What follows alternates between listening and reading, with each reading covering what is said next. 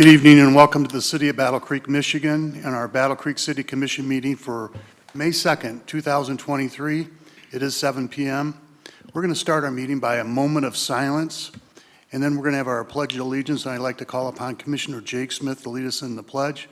If you're able to, please stand for a moment of silence, and we'll have our pledge.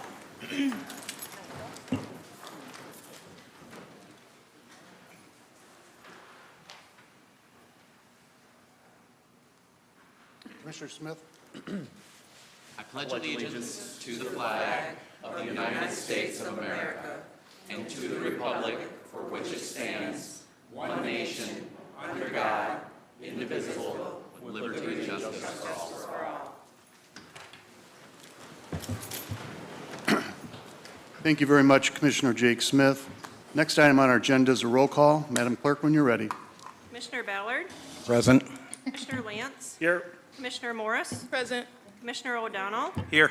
Mayor Banky. Here. Commissioner Reynolds. Present. Commissioner Simmons. Here. Commissioner Smith. Present. And Vice Mayor Sophia. Here. Thank you. All 9 commissioners are here. Thank you very much for attending in person. We're going to have several proclamations, and to save some time tonight, some of the proclamations will not be read in their entirety, and it's not to offend anyone, but I think we're going to have a long meeting. So our first proclamation, I'll ask the Chief of Police to come up, receive Police Memorial Week and Police Officers Memorial Day. Our second proclamation will be the Mental Health Month. Third proclamation will be Professional Municipal Clerks Week. We have all of our clerks that will be here. And then finally, Commissioner Smith has asked that we support Workers Memorial Day. So Chief of Police, please come up first.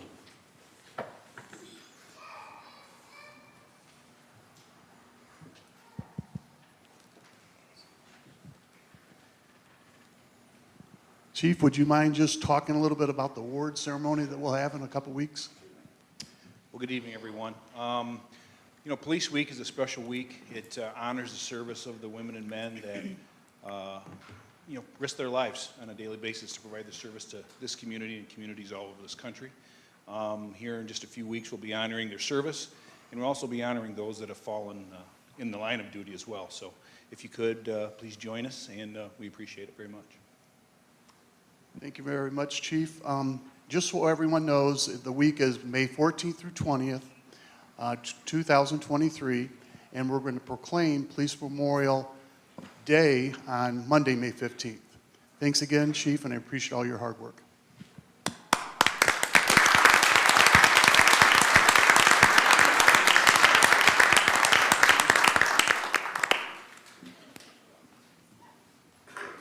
Jeannie Goodrich, I believe I saw you coming. Thank you very much.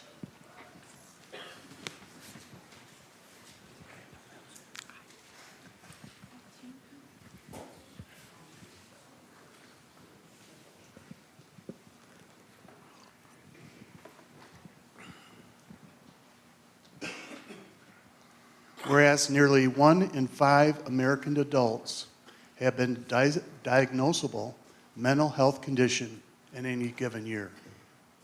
And whereas almost half of all U.S. adults will experience a mental health challenge at some point over the course of their lifetime.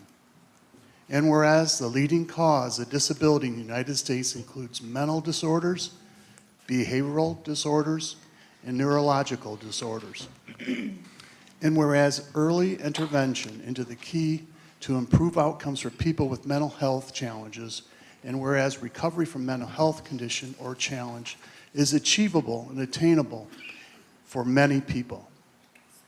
Therefore, on behalf of the citizens of the City of Battle Creek, we do hereby proclaim the month of May 2023 as Mental Health Month in the greater Battle Creek area, and we urge all citizens of Battle Creek to do their part to normalize good health practices by working together and supporting their community efforts to educate themselves as much as possible to recognize signs and symptoms of mental health challenges, thereby shortening the time between an onset and treatment and giving everyone the opportunity to maximize their potential.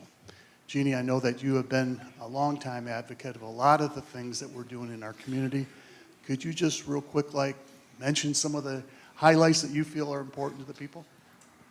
Sure. So I think the one piece I'd like to highlight this evening is our First Step program, Psychiatric Urgent Care Center.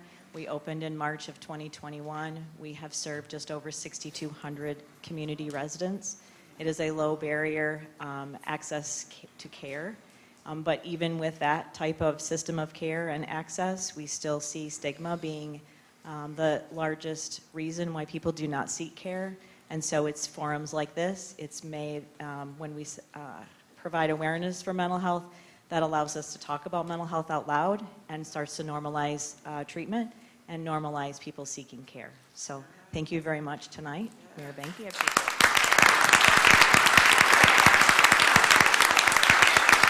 it. And Jeannie, we appreciate everything you and your staff do in Battle Creek, and keep working hard. Thank you. I'd like to call Vicki Hauser and the municipal clerks that are here tonight to come forward, please.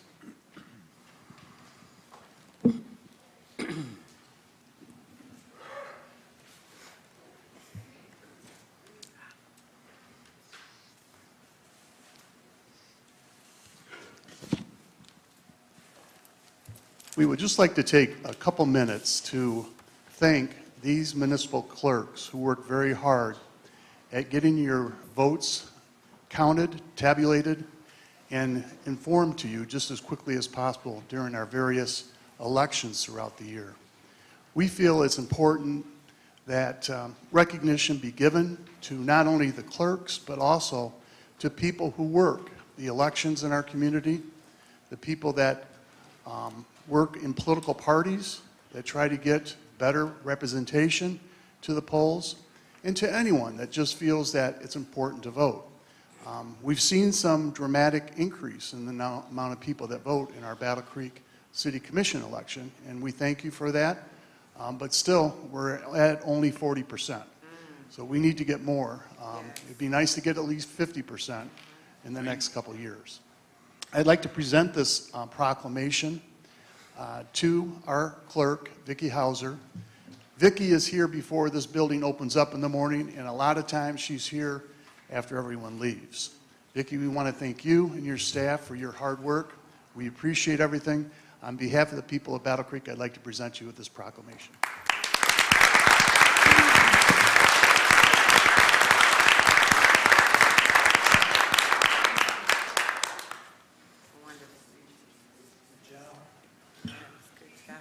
Commissioner Jake Smith, could you please come forward?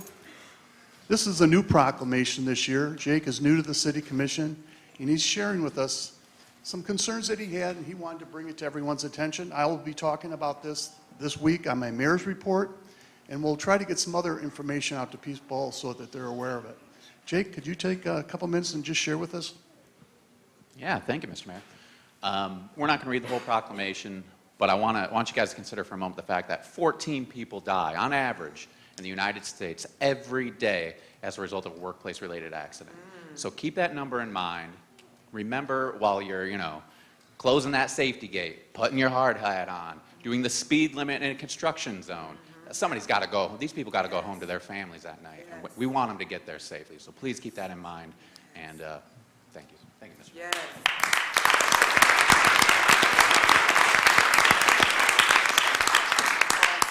And that is truly the purpose of our proclamation, is to bring awareness to the people of our community. So we appreciate the number of people who are here tonight. I appreciate Commissioner Jake Smith for bringing this to our attention, and we'll do more to get the word out. Thank you very much, Commissioner. Awesome.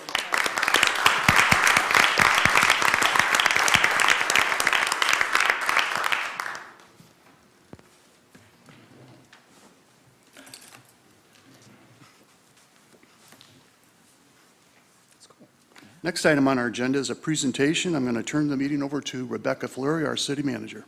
Thank you, Mayor and Commissioners. I appreciate that. I am going to welcome to the podium Mallory Avis. She is our transit director. She's going to talk. There's been a lot of talk this week, particularly with the agenda item on the Calhoun County's agenda for Thursday about countywide transportation and how we got there and next, and potential next steps. So Mallory, I'm going to turn it to you. Thank you. Good to see you all again. I'm Mallory Avis. I'm the transit director for the city. And so for the next minute, I just want to take you through kind of the path that we've walked down to get to this point in what the county's resolution on their agenda is, what it means for us, and then how the city of Battle Creek has played a role in that. So next slide, please. So I came to the city in 2019. When I came, this was already ongoing. It was a study funded by the Michigan Department of Transportation, undertaken by Calhoun County as a result of stakeholders and community members identifying that transportation is a need within Calhoun County.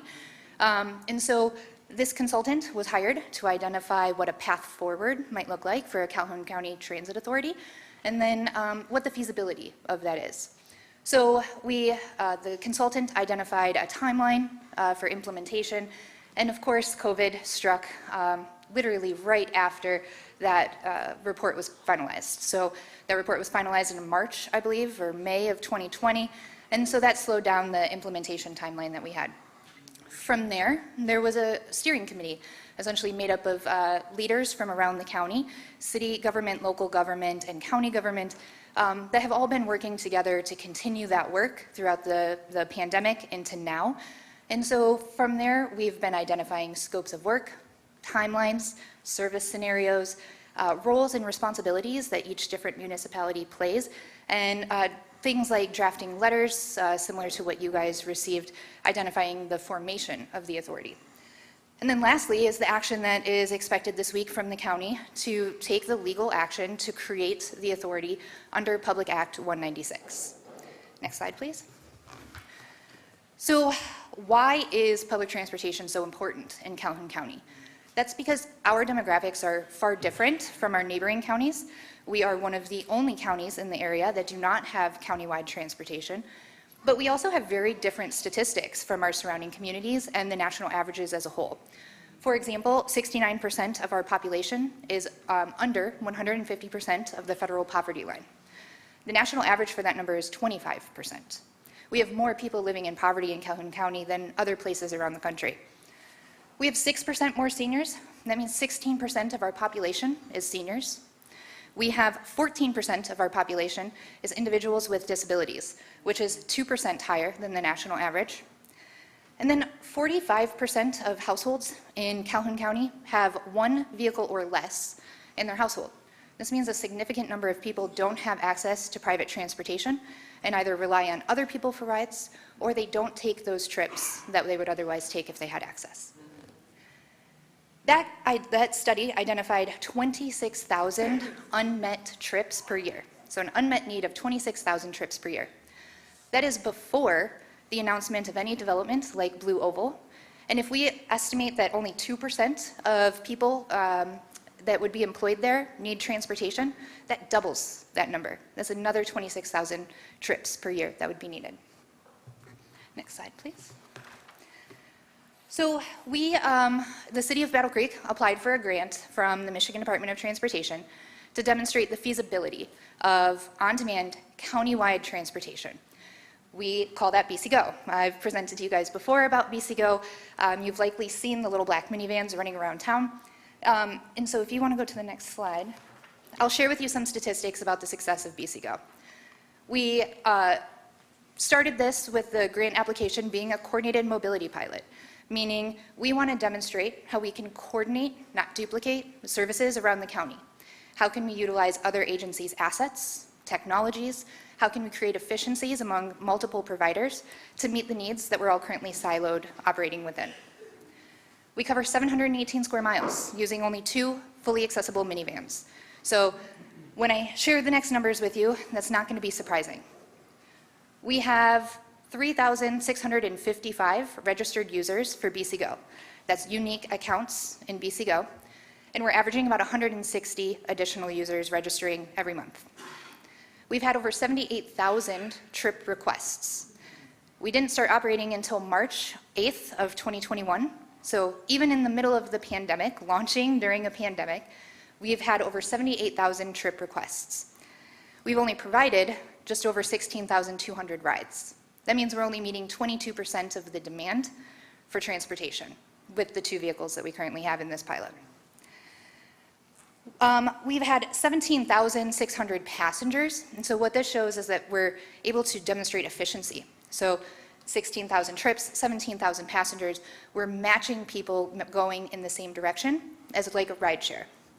And then 750 mobility-assisted trips. That's individuals traveling around the county in wheelchairs or mobility devices that would otherwise limit their availability of services. When we launched this, we weren't sure what the adoption of technology would look like, and we were surprised that 70% of our users use the app to book their rides and manage their trips. This gives people the independence to not have to call a phone number. However, the phone number is still available. Our dispatch office is still available for people to be able to call and book a ride that way. 60% of our users are paying online. So when they book their ride, they can pay with either a mobile wallet or another form of electronic payment linked to their account. This requires them to not have to have cash when they board or have exact change. Next slide, please. Our trip purpose indicator tells us that employment is the #1 reason people are using BC Go. They're using it to get to work. The second most common trip is healthcare. So again, keep in mind that this is countywide. People are accessing employment, healthcare, and education around the county. The next most frequent trip is social services. These are things like appointments with DHHS, Social Security offices, Secretary of State, things like that. And then lastly is shopping and recreation. And while we might think about those things as being optional trips, those truly contribute to somebody's quality of life and independence and their ability to age in place. Next slide, please. If we drill in specifically to Battle Creek's statistics, we make up 64% of those trip requests on BC Go. So we've had over 50,000 trip requests just originating or having a destination within the city of Battle Creek. That, keep in mind, is only on BC Go. That doesn't include the 380,000 fixed route trips that we provide every year or the 23,000 teletransit trips we provide every year in the city of Battle Creek. The most prominent locations speak to the slide before. It's your high-density housing, employment locations, and healthcare locations. The last one I'll point out is the Intermodal Transportation Center, and that's our ITC or our Amtrak and Greyhound station. That indicates that people are using BC Go for regional connectivity. So people are using BC Go to connect to another form of transportation and complete their trip. Next slide, please. We launched a survey last year to understand how people are using BC Go, why they're using BC Go, and so we asked the question, what 3 problems does BC Go address for you? 2 of those 3 responses centered around private vehicle ownership. Either they didn't own a car, didn't have access to a car, or affording a car was out of the equation. So the top 2 responses were related to that. The third one was the stress of the commute. And so something to think about when we think about the stress of the commute and what that means is there's a lot of emotional and cognitive labor that goes into planning a trip. And when you or I can jump into a private vehicle and make that trip, we don't have to do a lot of planning about it. But somebody who needs to rely on another person for a ride or arrange in advance a special neighbor or friend or family member to get them somewhere and then figure out how to get back home, there's a lot of emotional labor with that. And so the stress of the commute was number 3. And then lastly, we left it open for comment as well. Those comments all center around independence and not having to rely on other people. So for example, I now have an option to get out since I've been in a wheelchair. These are things that people didn't have access to before, and now they do with BC Go. Next slide, please. So our goal here with the countywide authority idea is that we are creating one comprehensive system. And why comprehensive? As I mentioned before, currently there's, at the time of the study, there were 17 transportation providers in Calhoun County. That included taxis, which no longer exist. That includes non-emergency medical transportation, which is limited to individuals who are going to or from medical appointments and is typically paid for by insurance. That also includes our other public providers that are siloed within their areas of operations, such as Community Action Agency, which serves seniors and individuals with disabilities. And then there's Community Inclusive Recreation, who serves individuals with disabilities. And then there's other public providers that are siloed within solely their program purposes. So a comprehensive system is the idea that we can connect the entire county utilizing all of these services together, operating as essentially one coordinated system and utilizing everybody's assets to the fullest.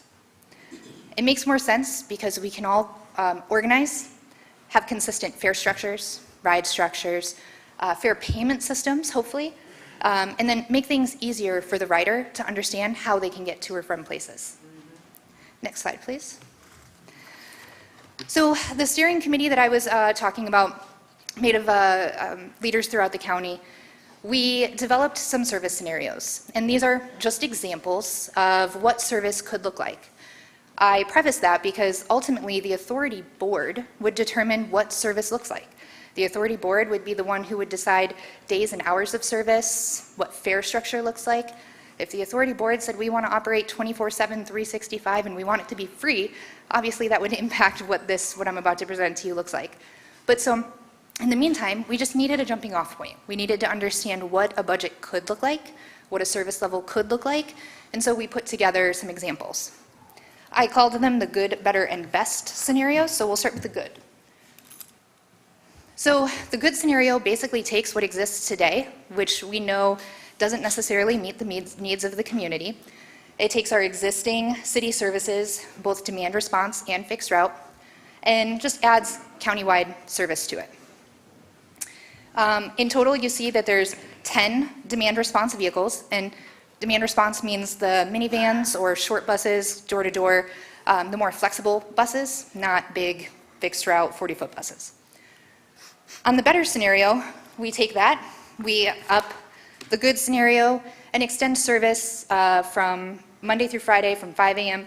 until midnight, includes Saturday service, and then, can you go to the next slide? Sorry. We include Saturday service until midnight. Note there's still no Sunday service. Countywide, now the vehicles go up to 12 demand response vehicles, 6 in the city, 6 countywide. Again, just examples that we were using to kind of be able to put a picture to what an authority could look like. This scenario does extend fixed route hours, for example, from currently ending at 6:45 to taking it till 9:15, meeting demands of, again, workforce employment. Next slide, please. And then if we look at the best scenario, again, this is just an idea from what we hear from our riders and our community, that this takes the same better scenario, but adds Sunday service to it. So now we have midnight service until all the way through Saturday. We have Sunday service that goes until 6 p.m. And then now we have 13 vehicles, demand response, operating throughout the county. So next slide, please. So now, again, the cost. We used those service scenarios based on feedback and surveys and applied assumptions of state and federal operating levels, existing operating expenses from 2019, which was the last year that we operated a full level of service, and we applied that to each of those scenarios based on operating hours. So if you could go to the next slide.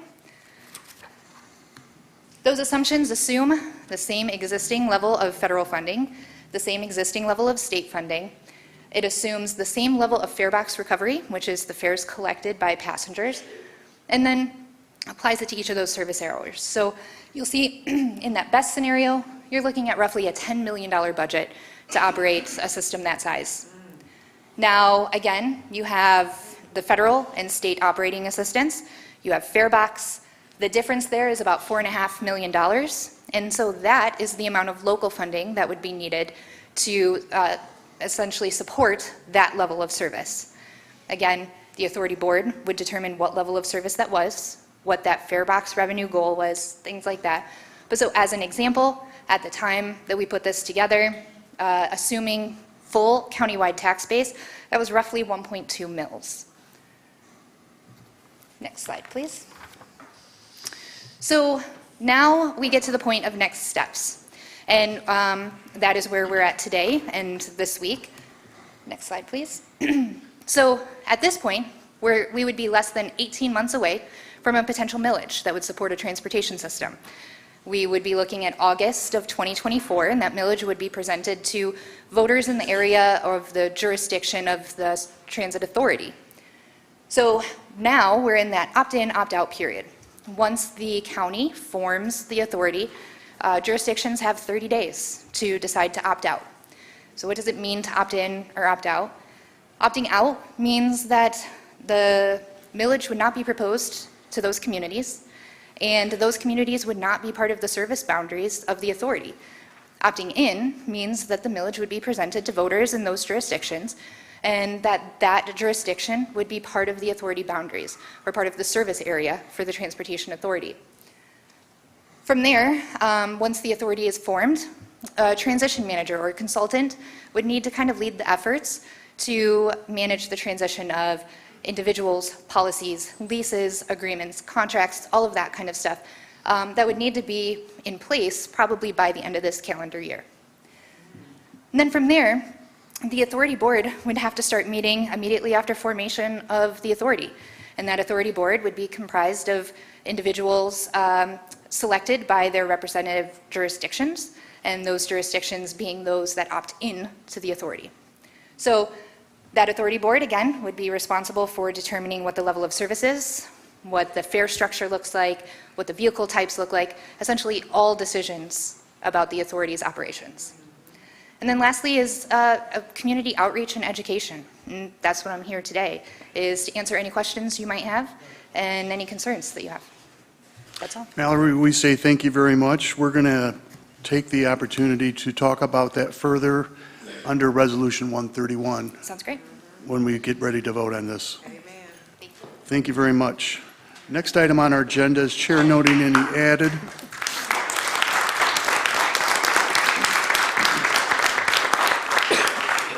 Chair noting any added or deleted resolutions. There were none.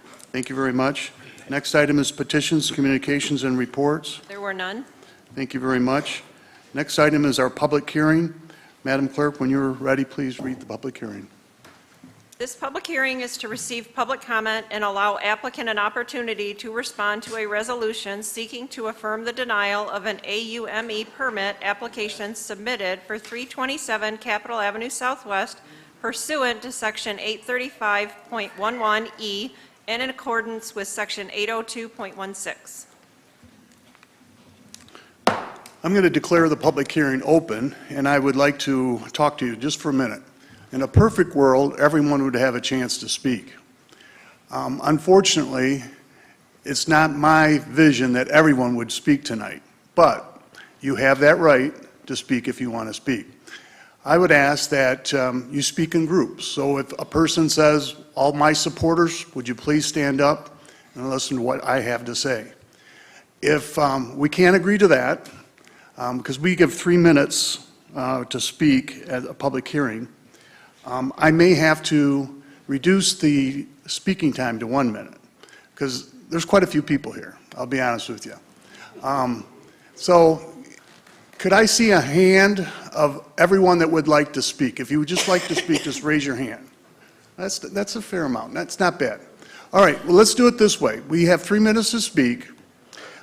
If you support someone that wants to get up to speak, raise your hand either during the time that that individual is speaking or at the end. And it'll give the commission a better idea of your representation on the subject that we're discussing. I'm going to ask that the attorneys go first. You have 3 minutes, and we'll go from there. Thank you. Thank you, Mayor Banky. Thomas Levine with Cannabis Counsel Law Firm on behalf of 100 Leafs, who are, most of the people here are in support, everybody in support of reversing the denial. If you could just...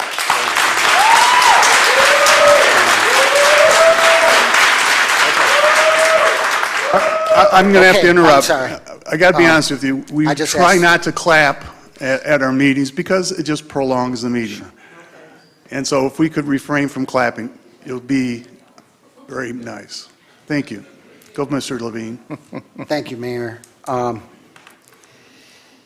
The denial of the AUME permit to 100 Leafs for the 327 Capitol Avenue Southwest was entirely my fault. I had a little mental health issue, and I went out of the country and took a trip, and this company has really done everything they possibly could to comply. It's, they hired a law firm for one thing, thinking that should help. The moment that they were asked to close by the cannabis coordinator, they closed immediately without argument. They certainly were not open without a license because they had gotten the state license. And that's a little bit of a tricky scenario. If you apply for a state license, the email is sent from the state cannabis regulatory agency to the locality asking if the applicant is in compliance with all the ordinances. If they reply in the affirmative, after all the inspections and everything, the applicants receive a letter basically saying that once you pay the invoice, you can open. So if you call the cannabis regulatory agency having received this email, they tell you, you don't have to wait for the paper license to come. Licenses are effective upon payment of the licensure fee. A licensee is not required to have the license in hand before beginning operations. So a combination of things, including my advice, including the advice of the state, caused them to open prior to the Part B of the process. You can continue, please. So during basically the sort of that combination of circumstances is what led to this. I failed to file the Part B, which my understanding is now that it gets filed after you get this letter of determination. And that's the reason why that Part B was not filed in a timely manner. The day that they were shut down, I did drive over an application. The owners, one of the owners lives in Texas and was not here for wet signatures, so I asked the chief FedEx her signatures. So that arrived the Friday, the 14th, and then the other wet signature I hand-delivered on the 13th. But then in sitting down with the Assistant Attorney General and Jackie McLean, we were given until the following week to put a complete application with all wet signatures and with the full insurance policies that had not been hand-delivered when I brought them on the 13th. So that was done, and a complete Part B was submitted, ahead of that deadline that was provided. It was less than a week from the shutdown. It was just, that happened on the Thursday, then there was a Friday, so it was after that weekend. So basically, 100 Leafs has really cleaned up that corner at 327 Capitol Avenue Southwest. I believe that the commissioners, mayor, have all received letters from neighboring businesses and from people from that neighborhood who had seen that building vacant for, I think, over 5 years, they had estimated, and needles strewn about, prostitution perhaps happening. They bought 2 of the adjacent lots just so they could keep more of the neighborhood clean, and they really have cleaned it up beautifully. I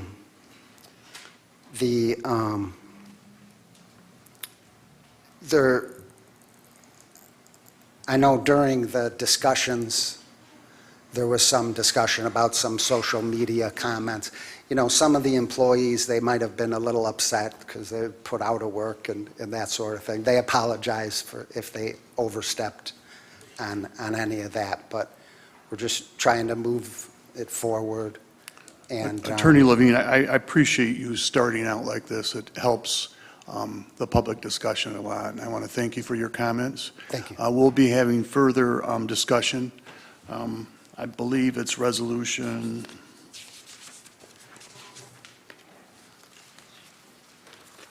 135. Thank you. So we'll call upon you again. Thank you, Appreciate it. Mayor. Thank you. All right.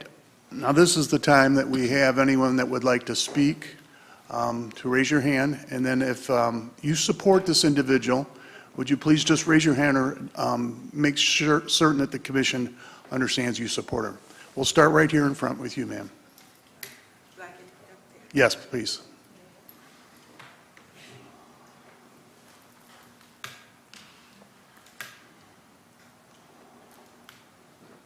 Thank you for your attention.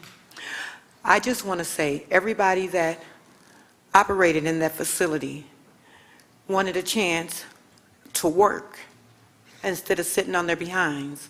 And since the marijuana program is legal now in the state of Michigan, they all had a chance at life, they had jobs, and they all was willing to sacrifice their lives to work. And then when the city shut them down, everybody lost their jobs. And they were so upset because nobody understood why. And they went through the proper channels, so they thought, to get their jobs back. And so far, the building has been vacant. Everybody is now lost without a job.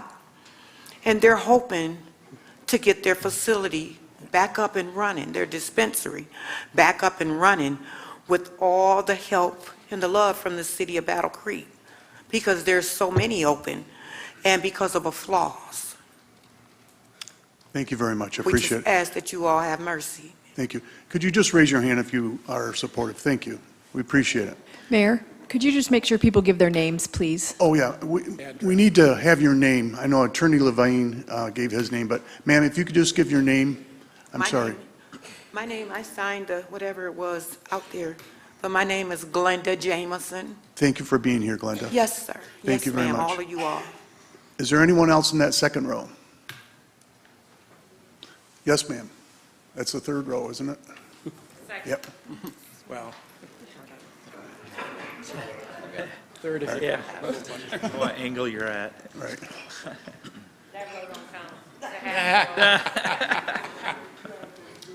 And once again, if you support the speaker, just raise your hand quietly. Thank you. Good evening. My name is Whitney Hudson. I'm a local resident, and I'm here to speak about Resolution 135, obviously. I came before the committee on January 3rd of this year asking for approval for a store that I have been appointed general manager of. In that meeting, I spoke about how we had plans to offer high-quality products at affordable prices, how our grand opening would bring business to the city of Battle Creek, how our shop would be staffed with industry veterans and driven knowledge-hungry individuals that are looking to help destigmatize THC for medical and daily use. I shared how I believe this establishment would offer good-paying jobs to those in our community and be a staple of knowledge about safe and legal marijuana usage. I also shared about the philanthropic events I hope to hold at 100 Leafs in the future, such as coat drives, food drives, and interlinking with other city businesses. In the short time that we were open and operational, we did just that. We employed close to 15 people and brought a very decent amount of revenue into the city of Battle Creek. We cleaned up the corner of Gogwak and Capitol and helped turn a rundown lot filled with glass shards and weeds to a cleaned up place for a respectable business. Plans to asphalt the side lots that were just bought were in review, not only for better parking, but a cleaner look for the corner and community. Ideas for drives and community outreach programs were just starting to be able to be formed. Our 100 Leafs family is looking to donate time and community services to family neighborhoods in need. To mine and all of my staff's knowledge, everything we did while open was completely legal and valid. 100 Leafs' intent has never been to take advantage or discredit the credibility of cannabis shops or those working in or for Battle Creek. We now have 14 employees who are without a job. 14 employees who put in hundreds of hours to help get this shop to the state that it is in and be prepared to offer our community the best possible customer service and product around. 14 employees who became a family in the short time that we were able to be together. We have a community that we had just started to form, falling apart. We have customers wondering when and if we will be able to open back up to provide the medical and recreational services our store wants to provide to them. We now know what we have to do to fix this. We know what to do to keep things moving forward correctly. Whereas our council may have misstepped, the staff of the facility is willing to do everything that we can do to not only keep in state compliance, but city as well. We understand that it has been a rocky couple of weeks, but with the knowledge we have gained from this entire debacle, I feel confidently in our abilities to move forward and fix any problems. We also come with letters of recommendation from local businesses along the strip of Capitol and around the city of Battle Creek. For just a moment, can everyone who is here in support raise your hand? Okay, thank you. Thank you very Along with my much. staff and the community is here asking for a second chance. Thank you very much. We appreciate your comments. Thank you. And I don't want to leave out row number 1. Is there anyone there that would like to speak? All right. Yes, okay. Do we have supporters of this individual? Thank you. Thank you. Hello. It just helps us better understand, and it'll save us time in the long run. Hi, I'm Tanisha Hightower. I grew up Battle Creek, born and raised. I grew up on that side of town, actually right there, Capitol and Corwood, where I was living my last years of high school. I've watched that side of town go down really bad. We just lost Horrocks, Big Staple, Kmart gone. There's nothing over there. And I understand it's the marijuana shop, but it's something back in the community. It's a beautiful building. You see, coming down Gowack, you see that beautiful green light. It's just the highlight of the community. It's good to see people from the community, from that side of town, working and making an honest living. I believe they deserve to be open. Thank you very much, ma'am. Is there anyone else in the third row? Yes, John. Evening, Mayor Banky, Vice Mayor Sophia, Commissioners.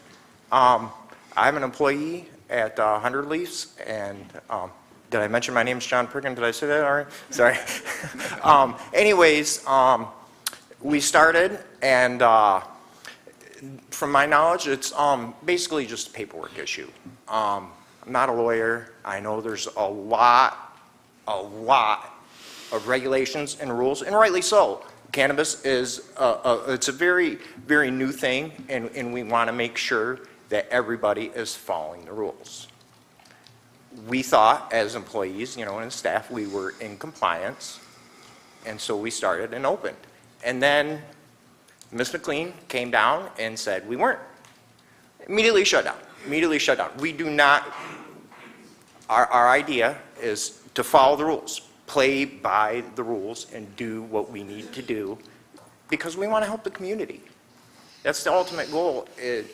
I personally have been involved in different community things throughout the thing, and then when I heard their vision of what they wanted to do, I was on board.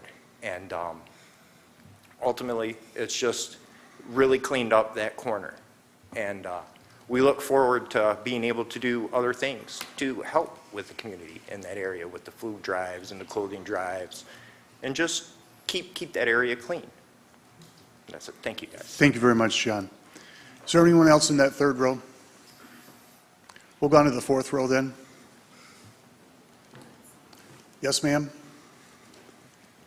And are you speaking for a group of people or anything? All right, thank you. My name is Denisha Reed. So I know we hear a lot about everybody talking about, the marijuana shop. And to me, they are so much more than a marijuana shop. Like, they have visions, and we're talking about helping the community. There's nothing in this community for anybody to do. And they have put on events prior to this. They use their own funding. They're never asking for government handouts. So not just food drives, donation drives. They do a lot of things for the children in our community. They do things for returning to school, do events like that. So I think that you took so much more from the community. You took from the children as well, and there's nothing in Battle Creek that anybody is offering for our children to do. So I think that you're taking away much more than just a cannabis shop. You're taking away opportunity from our youth. Thank you very much, ma'am. Is there anyone else in the fourth row? We'll go to the fifth row then. Anyone in the fifth row on this side? Okay. Yes, go ahead. Come on up, sir. Are you in the fifth or sixth row? He's in one of them. I think there's 7 rows altogether, so. Right here. How you doing? My name Dwayne Johnson, and I got a disabled son that can't walk or talk. I've been to Dunk Aviation, Budweiser, AC Foundry, Magnum. All of them said no. They called me and say, "Hey, can you help us clean up?" I went to the Sheriff's Center, got about 6 people from 209 Sheriff's Center, rode around all morning, put the white rocks on it. I went home, told my wife I got a job now. Told my disabled son that can't talk to me, I got a job now. I felt good. I even took my last $2,700 and went and bought a trailer because I thought I could do landscaping now. That's what it did for me. Thank you very much for your comments. Yes, sir. Yes, sir. In the back. Wow. Yes, ma'am.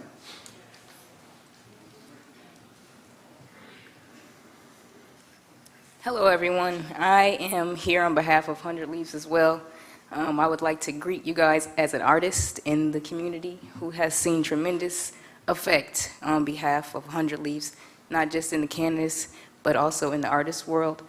I am inspired to continue to create because he's affected not only Michigan, but other states in the country that have connected with us. So I would like you guys to consider that, and not just the cannabis industry, but there are multiple industries, as he just stated, that are being affected by 100 Leaves. So thank you. Thank you very much. Mayor, could we get the name? And what was your name, please? My name is Alasia Bolden. Thanks. All right, great. Are there any other individuals on this side of the room that want to speak? Yes, sir. Good evening. My name is George Douglas Reed. I grew up at 77 East Goldwack, which is right up the street from 100 Leaves. I remember when there was a corner gas station. There's no longer there. It's a vacant lot. That's going way back. Yes. Yes, it is. Yeah, I remember that. But I just, being from that community, being, growing up there, going to Roosevelt School, when I pass through there now as an older gentleman, I see that he's reduced blight in that community. I seen what it looked like several years prior to that. And I see that, like my wife said, and like someone else mentioned before me, that there's nothing else in that community. I mean, there are small other businesses, but this is a man's vision. This is a man's dream. This is hope for the community. And if we, allow that to be diminished because of a technicality, that someone in this room or everybody in this room has the power to hopefully overturn after this evening, then what does that say about the next person behind him? It may discourage them from, I want to start a small business like Twin or Dwayne Johnson just mentioned, going to buy a trailer because he think that he could do landscaping now. Is that going to be stifled now because, they ain't letting them move forward?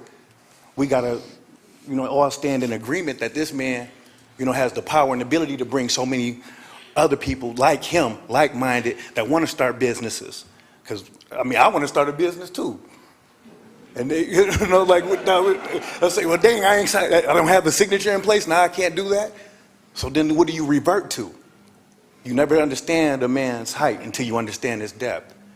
And these are all people step behind him. Thank you very much for your comments. James?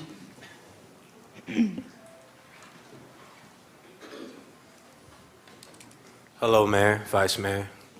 Hey, Janasia. My name is James McGee. I have a little bit of a cold, so excuse me. I am the founder of Black Sheep. I do a lot of arts and culture within Battle Creek. I'm an artist myself as well. I have had the pleasure of encountering many of the employees in 100 Leaves, and it was my hope that we would do many community collaborations to bring more arts and culture and events and power to the youth within our city. I think I stand on something more different with this, with the fact of black business and black small business at that. This is the chance for the City Commission to come down from what is perceived to be an ivory tower and talk to the people and be like, hey, we see you and you are seen and we respect you. Now, respect is not only within word, but within action. Me and you, Mayor, we speak about this all the time. I know you get sick of me sometimes. I think the thing I would love to see is, as my brother just spoke here on the mic, an example to be set, not only by those who surround 100 Leaves, but those who stand with. And the way to do that is by making this example of having them open, clear, concise, and respectful, so many collaborations can come within that side of town. There was like 3 music events I already had going around in my mind in collaboration with 100 Leaves. Please rescind the decision. Thank you, James, very much. All right, are we finished on this side of the room? Okay, go ahead, sir. Okay, thank you very much, appreciate that. All right, let's go back over into this side, the first row. Anyone in the first row? All right, go ahead, the second row, go ahead.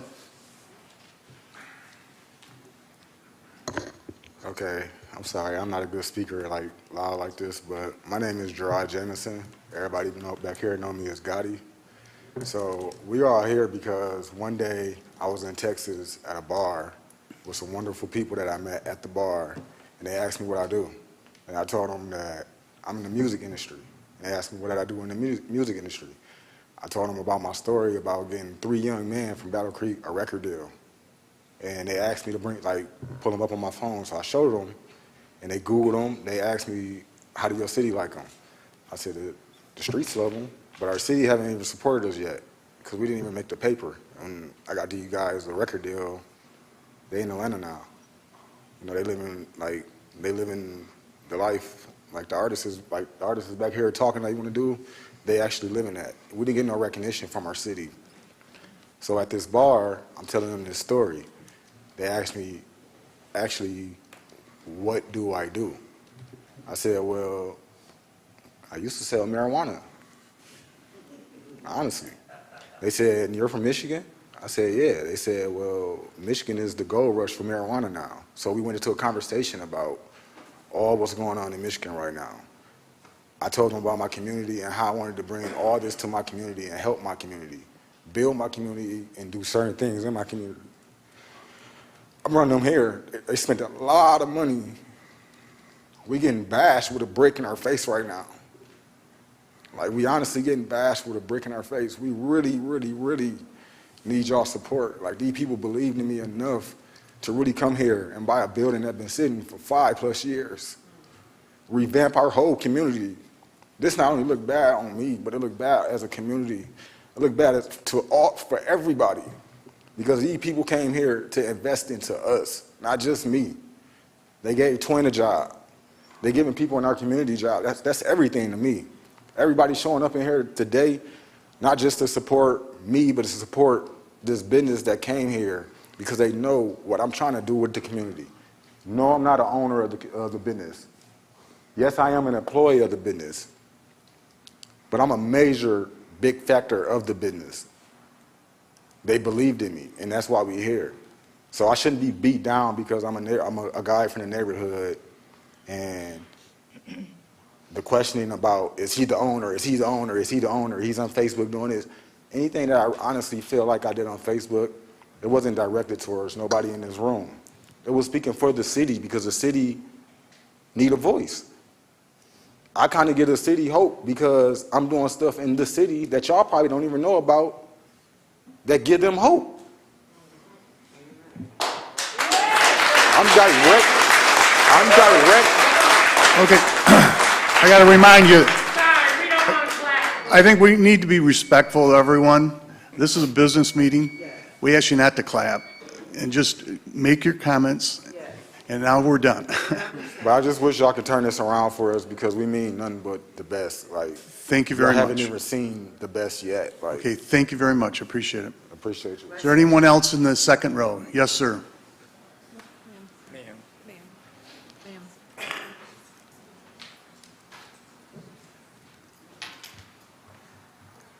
Good evening, Commission. It is wonderful to be back before you, Mayor, Vice Mayor, Commissioners. To the people in the room that don't know, I was a commissioner on this same commission from November of 2020 to November of 2022. And I want you to just recall that you have never seen this many black and brown people in this commission chamber speaking about something other than an HOA or a Lakeview property issue. What we talked about as commissioner was engaging our community. This is what engagement looks like.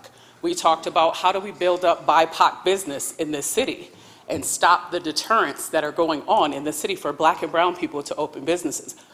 This is what that looks like. This is community engagement across all cultures, all races, and what we have, or excuse me, what you have the power to do is you have the power to engage with your community, and you have the power to help fix a signature. This is not the reflection of that business. This was a human error, which everybody on this commission has made before. That corner just had a 17-year-old murdered on it while they were cleaning up that neighborhood. I was taken care of by my aunt at 154 West Gogwack for my entire life, right on the same block with Southwestern. That side of town needed to be cleaned up. That side of town was a problem. That side of town has a food desert. That side of town is not getting looked at by white businesses in this community because of the population. That is one of the most deserving sides of town, and it's not getting the attention that it needs. This company came in and cleaned that corner up. You can drive through there every single day, and it looks a heck of a lot better than it has in the last 15 years. I know because I've been on that block in the last 15 years. You have a chance to help this out. Like, you have to support the community, because if you're running around saying that we're all about diversity, equity, and inclusion, and we're about small business and helping BIPOC communities, and you don't do it, then it's just another vocabulary word, which I believe I said when I was a commissioner. So I urge you today to try and help rectify this situation and help out a small business in this community, because that's what Battle Creek is about. Thank you, Commissioner Herring. Appreciate it. Is there anyone else in the third row? Third row. Okay, we'll go to the fourth row. Yes, sir.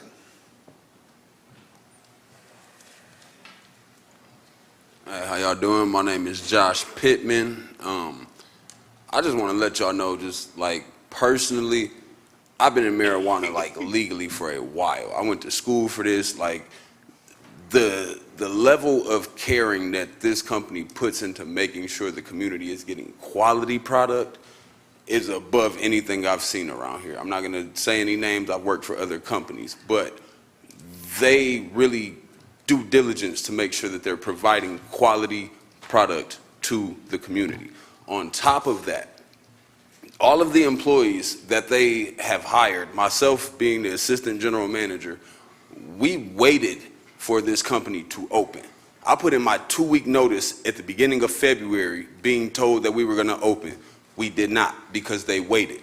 They followed the instructions, and the day that they were under the impression they were okay to open, we got the call to come in. You see what I'm saying? Like, we went a month without paychecks, waiting for this to happen. It went through, there was a signature that wasn't caught by not only their party, but multiple parties, and it went to the state. But with that being said, the employees who are there now have no jobs. We have to go to other places. You know, some of us were looking to go out of town, things like that.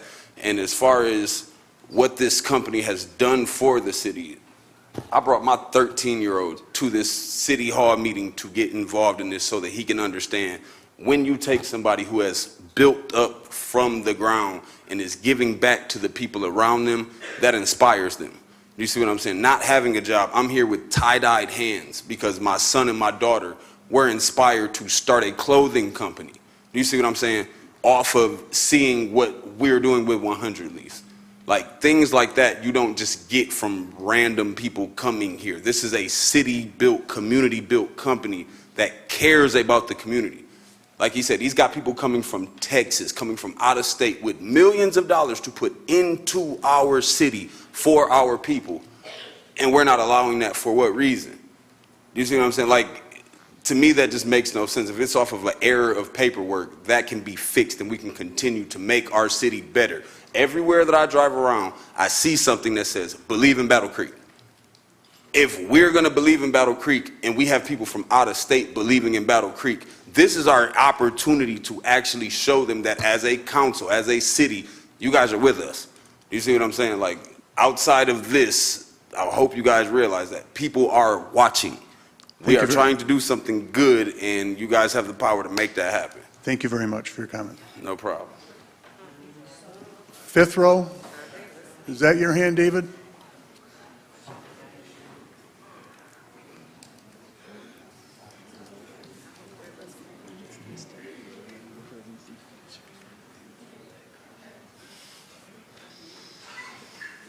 My name's David Moore. I don't know too much about this tonight. First time I heard about it when I got here. I'm against these marijuana shops and these marijuana because it's making a lot of business for Battle Creek. It's true it is. But the crime rates has gone up and marijuana has been leading to a lot of these crimes. I can't support these places. I'd like to be more educated on this. I hope and pray next time I come up here, when I come up here to talk, I'll be a lot more educated on it. I just can't support marijuana. I'm sorry. Thank you very much for your comments. Is there anyone in that fifth row? Yes. Jerry Steiner.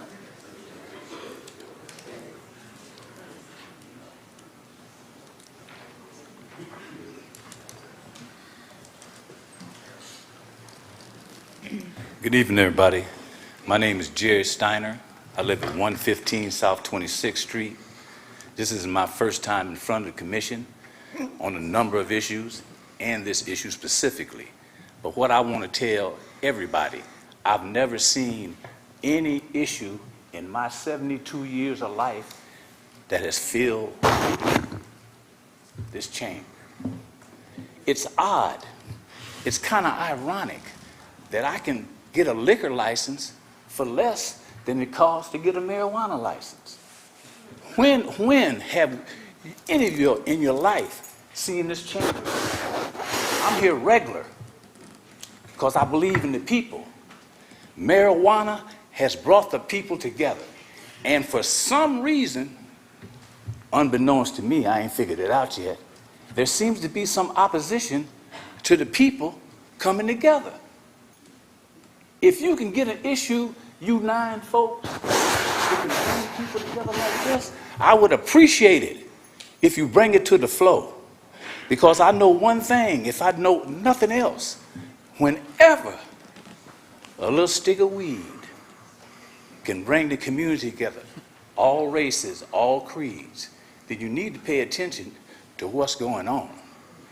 Nowhere have I seen it where a stick of weed can take the place of a cigarette. I know y'all done read the reports. I know it's always going to be some opposition, but it ain't no opposition to the liquor store. It ain't no opposition to drunks laying in the street.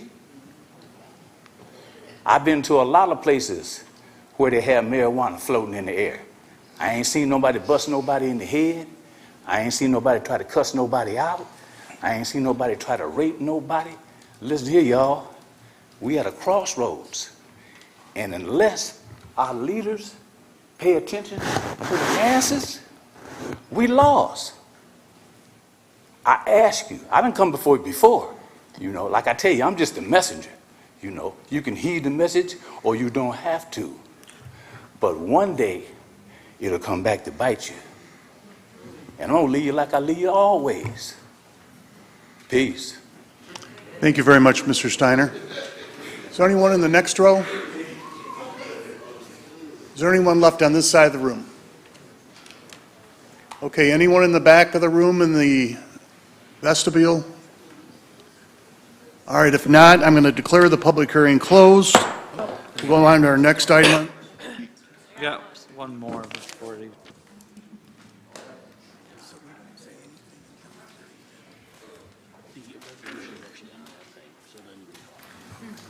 John Kinnifick, 234 South Avenue.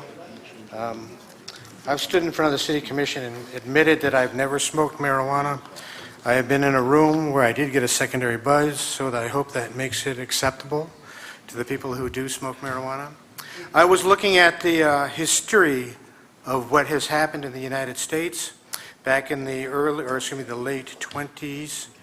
The federal government passed the prohibition of alcohol, and it didn't take too well. A lot of people were still drinking.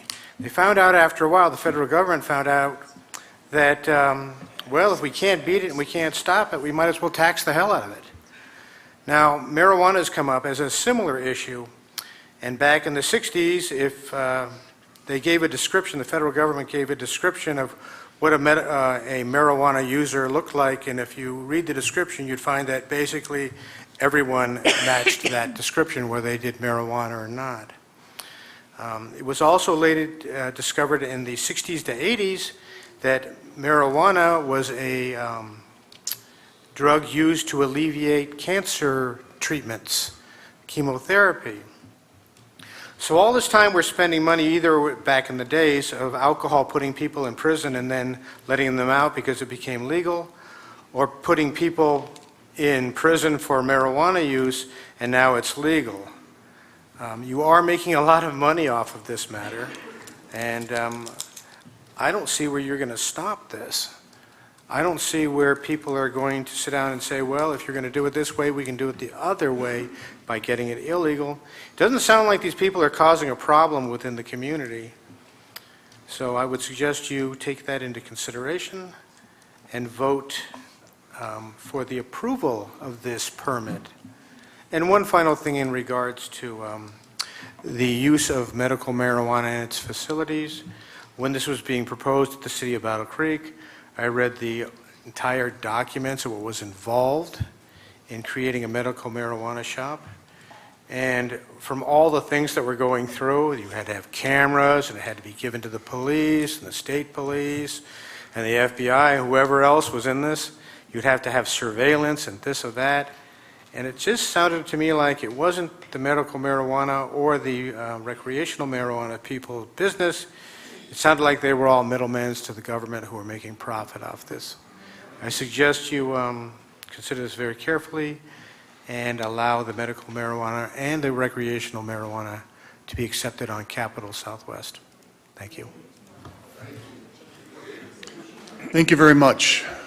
Once again, is there any other public comment? Okay, we'll declare the public hearing closed. Next item on our agenda is the introduction of ordinance. Madam Clerk, when you're ready. This proposed ordinance seeks to amend Chapters 270, 1422, 1424, and 1426 of city ordinances to remove references to AMSA Construction Board of Appeals, ungender language, and update terms to reflect current city organization. I move for the introduction of ordinance 05-2023. Support. It's been moved and supported to introduce ordinance 05-2023. Are there any public comments at this time? Seeing no public comments or any commission comments? Seeing none, would you please vote on the introduction of ordinance 05-2023?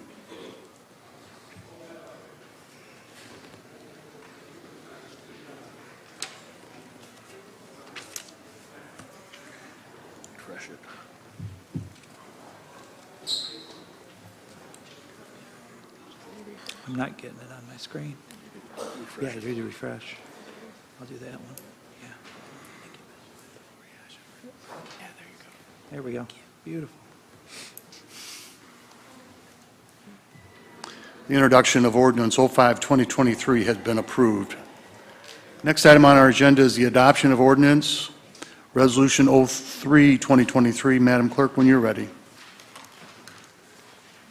In 2006, state enacted planning and zoning legislation was consolidated into the Michigan Zoning Enabling Act of 2006 as amended, which provides the framework for local units of government to plan for and regulate the development of land.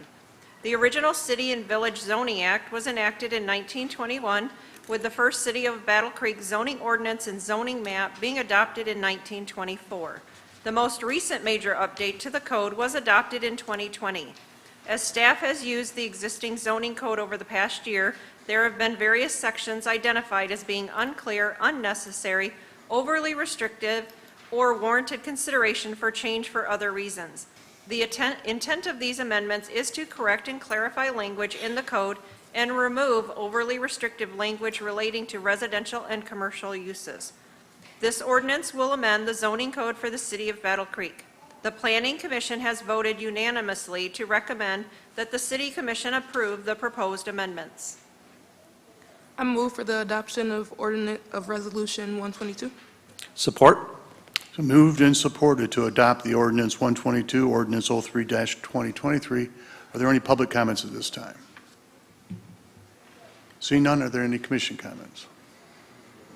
Seeing none, would you please vote on the adoption of ordinance resolution 122 and ordinance 03-2023?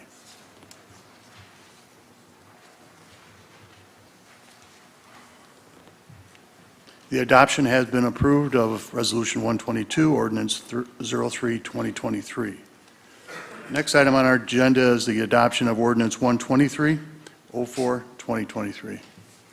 The city's current code allows for 20 hen licenses. This limitation was intended to allow staff to determine demand and to be able to evaluate conditions around issues.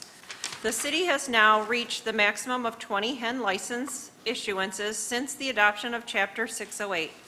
Since there have been no issues with hen licensing, staff is recommending that the maximum number of hen licenses be increased to 50.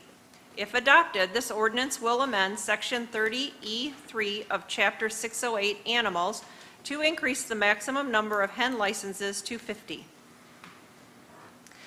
I move for the adoption of Ordinance 04-2023. Support?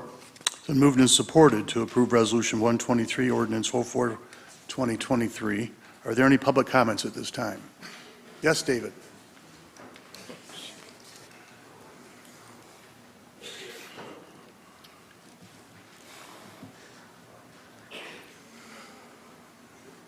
I believe we had this ordinance up here before, allowing about 21st so many licenses. Now we want to increase it. I spoke before, the city of Battle Creek, it's not the place for wild animals or bigger animals, maybe dogs and cats maybe. And then I think out in the country, I'm all sport of having these licenses. But inside the city, a lot of people don't like it. There's older of these chickens and bigger animals, and it's just, people just, Battle Creek's not the place for it. People being around a lot of people, only these animals really like it. It's harder on them. Like outside the city, I'd be 100% sport of it. There's something for inside the city. This is something I don't think the city would like. I don't support this licenses into the city for these larger animals, these hens, or Battle Creek inside of the city. All these people, it's not the place.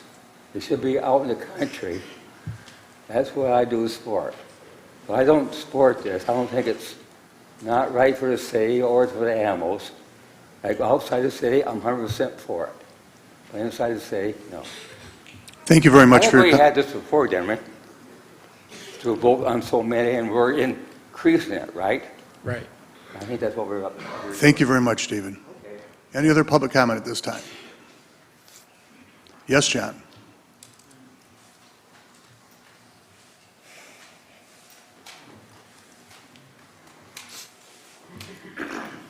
John Kennefic, 234 South Avenue. I'll be really brief. I think it's a positive step by having additional 30 people to allow chickens to be growing. It shows self-independence and not locking themselves into a system which will fail, and when it finally fails, you'll find that you may not be able to get those things, specifically since eggs and a lot of things have gone up, and of that nature. It shows independence. The cost to have a permit, have a shed for them, and also a fence to enclose them, total cost for the original permit fees is $100. So basically, you've got about $2,000 that come in for the 20 permits that have already happened, and now it's going to be an additional 3,000 if people apply. Another income stream for the government of Battle Creek. I'd like to see that reduced because I think they're doing all the work and you're sort of collecting money off this. I'm not really interested. I've seen too many times when something happened in Battle Creek and you drove people out of business or out of the area. Many years ago, there was what's called the for-profit donation boxes. You didn't, you thought you were going to make some money off this, so you charged $25 per year per donation boxes that appeared throughout the Battle Creek system.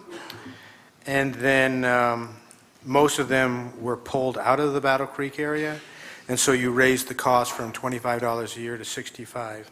I can see what's happening here as far as the licensing concerns, is that it's very nice that you're allowing 50 people to do this, but somewhere down the road you're going to look at your finances and say, well, we'll just kind of bump that a bit.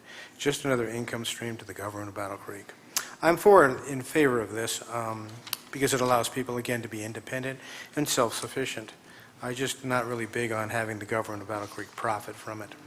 Thank you very much. Any other public comment at this time? Seeing none, any commission comment? Vice Mayor? Thank you, Mayor. I have had conversations with my colleague on the commission, and Commissioner Simmons and I had approached this from a different perspective, but I did share with my colleagues tonight a couple of articles from the Des Moines Register from mid-April of this year regarding avian flu. I understand that it has disrupted the egg supplies in larger farms, and they're now talking, these articles kind of talk about the possibility of it going from your chickens or your ducks into other animals. So for this reason, as well as others, excuse me, I am opposing this adoption tonight. Thank you, Vice Mayor. Any other commission comments at this time? Commissioner Patrick O'Donnell, or I'm going to go over Commissioner Simmons. Commissioner O'Donnell first? I'll go first then. This ordinance increasing, to me, I look at it at a different perspective, not just what was said earlier about independence. The true profit, I believe in some of this, is allowing some additional education of people that want to have a chicken in their yard and study it. Maybe there's young people out there that are going to want to be a vet someday. Why not give them the opportunity? We have regulations to keep it in there. I can't have one in my yard because of the regulations. There's size of the amount of yard, how many chickens you got. So we've taken care of that part of it. But there's some of the stuff that we got to allow. Let the youth profit. Let the person profit of an education future that they could do in their own home. We don't regulate other studies at other people's homes for animals and things like that. Other people got fish and turtles and things like that. They want to study to learn how to make the environment better for animals. So I'm looking at a different perspective, and that's why I approve this, because it allows for other people to have this opportunity to raise a chicken in their yard if they want to, have eggs also, and be like independent. But I look at a profit of an education and a situational awareness of other animals, being kind to other animals, and taking care of them. I think it's great. So thank you. Thank you, Commissioner. Commissioner Simmons?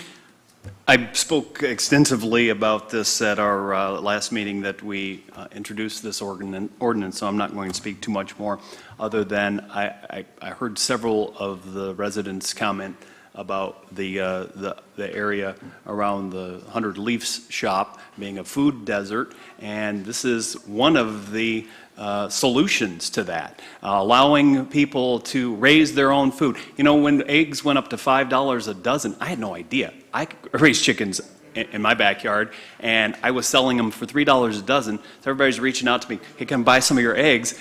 And I found out that the price was high because they were slaughtering these chickens in these factory farms because of this avian flu. No flu in my flock. So if you ever get COVID 2.0, it's going to be out of some factory farm. No, it's not going to be out of my backyard. So, but I've enjoyed our discussions about this. We obviously don't see eye to eye, but not just raising chickens, but growing a vegetable garden and being allowed to go out and buy seeds. That's something that we all need to, that's a human right. It is not something that the government should be able to grant to us. So I'm supportive of this. David Moore, next meeting, if you're here, I'll bring you a fresh dozen eggs, and maybe I'll change your mind. Thank you very much, Commissioner. Is there any other, Commissioner Ballard, then Commissioner Lance? Well, I think you can probably see I'm in favor of eggs. And they're very good eggs. And they're from over there. And also on the bird flu, I had a very good friend on the police department in St. Joe, Michigan, that had 25 years on the force, and he died of bird flu, but he was a bird hunter, and he came across it in some way like that. In St. Joe, in 40 years now, I have not heard of anybody else dying of bird flu. I'm not saying it doesn't happen, but I'm just saying I'm in favor of raising it to 50 people. Commissioner Lance? I guess I have a couple questions for staff. I suspect, number one, when this ordinance was initially passed, there were several people who opposed it, I suspect. I could be wrong. But did we receive any objections to this amendment at all? We have not received any objection. Okay. And I see when we passed from the comments, it says the limitation, the 20 hen license limitation was to allow staff to determine demand and able to evaluate conditions around those issues. So where's the demand now? I mean, is 50 the number that we decided that felt pretty good within the evaluation of that time? That's correct. We have 20 already in a short time, and people will continue to I'm going to have to ask you to come up to the microphone. Everyone needs to hear. Sorry. Come up there? Yep, up here in front. If you're going to speak, you got to come up front. Okay. Sorry. She with the city.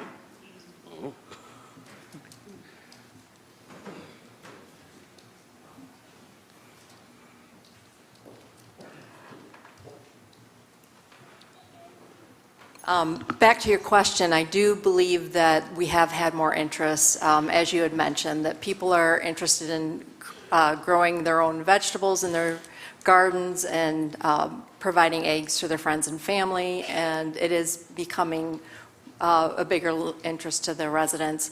30 we feel, we've already reached 20, 30 we feel we can, is a good number so that we're not coming back to you in such a frequent amount of time. Right, and I also see the evaluations, you know, in the report, you talked about the money being used to pay for the staffing and the amount of, I guess, commitment to the review of things. I guess my last question on it would be, in this time that we took the study to 20, and I think it was raised by Vice Mayor with her materials, did we do any studies or any information regarding any health-related issues, negative consequences from the 20 licenses and any of the outbreaks or any issues that we've had with the people and the license currently in existence? We have not done any study, but typically if an outbreak of some type, that would be through the health department, and we would probably find out in that matter, but we did not reach out and do a study. Okay, and we're not aware of any, correct? That's correct. Okay. All right, thank you. Thank you, Commissioner. Any other commission comments at this time? Seeing none, would you please vote on the adoption of ordinance Resolution 123, Ordinance 04, 2023?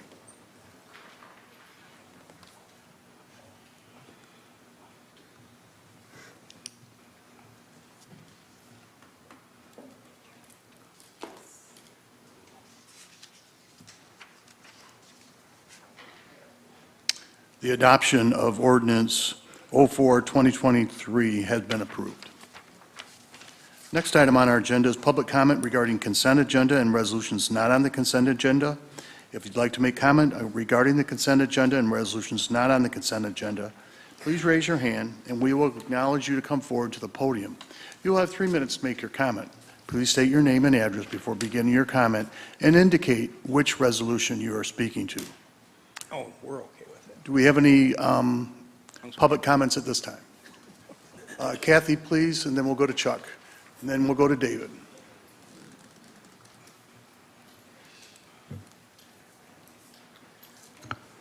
Thank you, Mr. Mayor, and hello, Commissioners. I am here to speak on Resolution 131, seeking to opt out of the countywide public transportation authority. Holy smokes. I hope I misunderstood what the intent of that is, because after that marvelous presentation we just saw, I just think it's outrageous that we would consider opting out of the transportation authority for our whole county. So I was born and raised in Detroit, and that was back in the 60s and 70s, and we had a robust bus system in our city. But God help you, if you wanted to get outside of beyond 8 Mile Road, it would take an act of Congress, or maybe an act of the City Commission, to enable you to get off the Detroit bus, get onto another city bus. It was a real pain in the butt. And since I've lived here almost 20 years now, I've thought, considering how small our community is, we do a really good job with the bus system. That looping system is really the way to go when you have a community of our size. So despite the fact that it's kind of convoluted, I really like it. And I think that a county-wide transportation authority is just the cat's butt. Sorry. I think it's a really good idea, and I really am in support of it. For multiple reasons, many of which we already heard this, earlier from our presentation. So I just encourage you, please vote for us to opt into, whatever that means for this resolution, to opt into the countywide transportation authority. Thank you. Thank you, Kathy. Did Chuck, I say please? my name? I'm sorry. Yes, you did.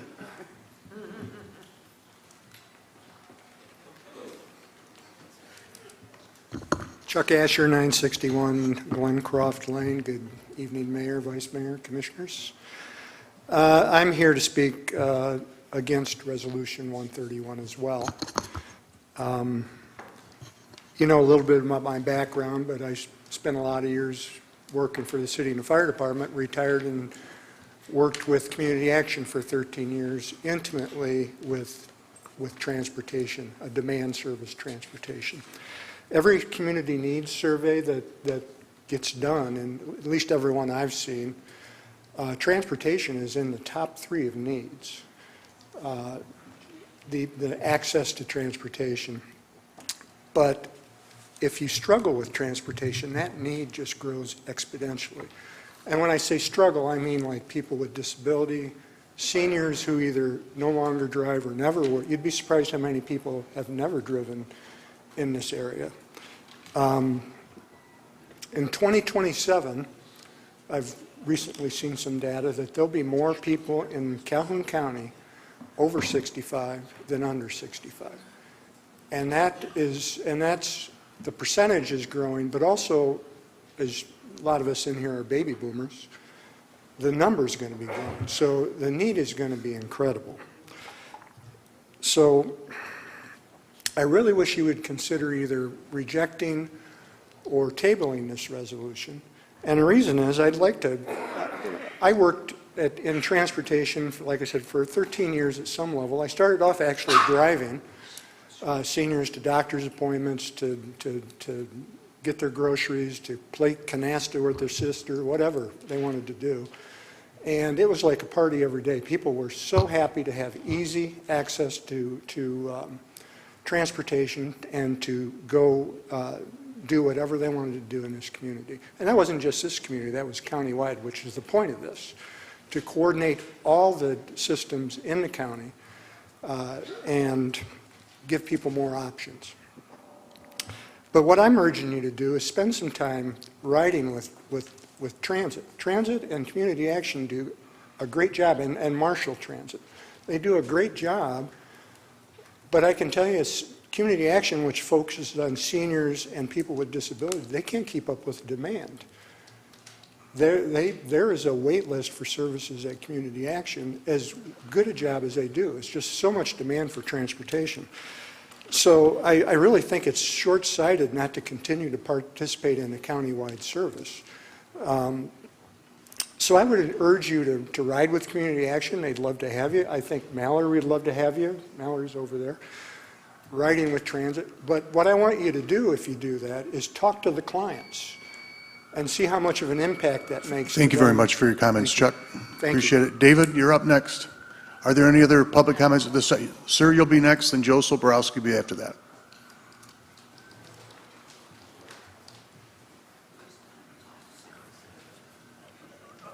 I'm not going to speak against it or for it. I'm not, like I say, I'm not very well educated on this.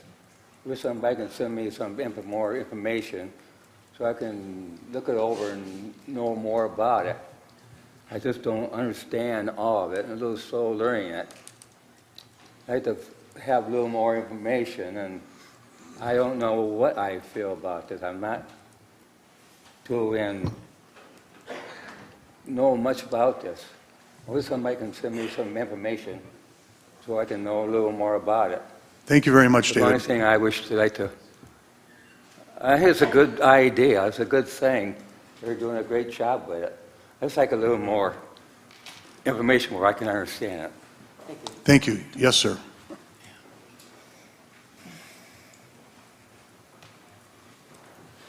Good evening. I'm Tom Tarkowitz from Marshall, 506 Forest Court in Marshall, and hopefully I'm not used to being on this side of your bench there.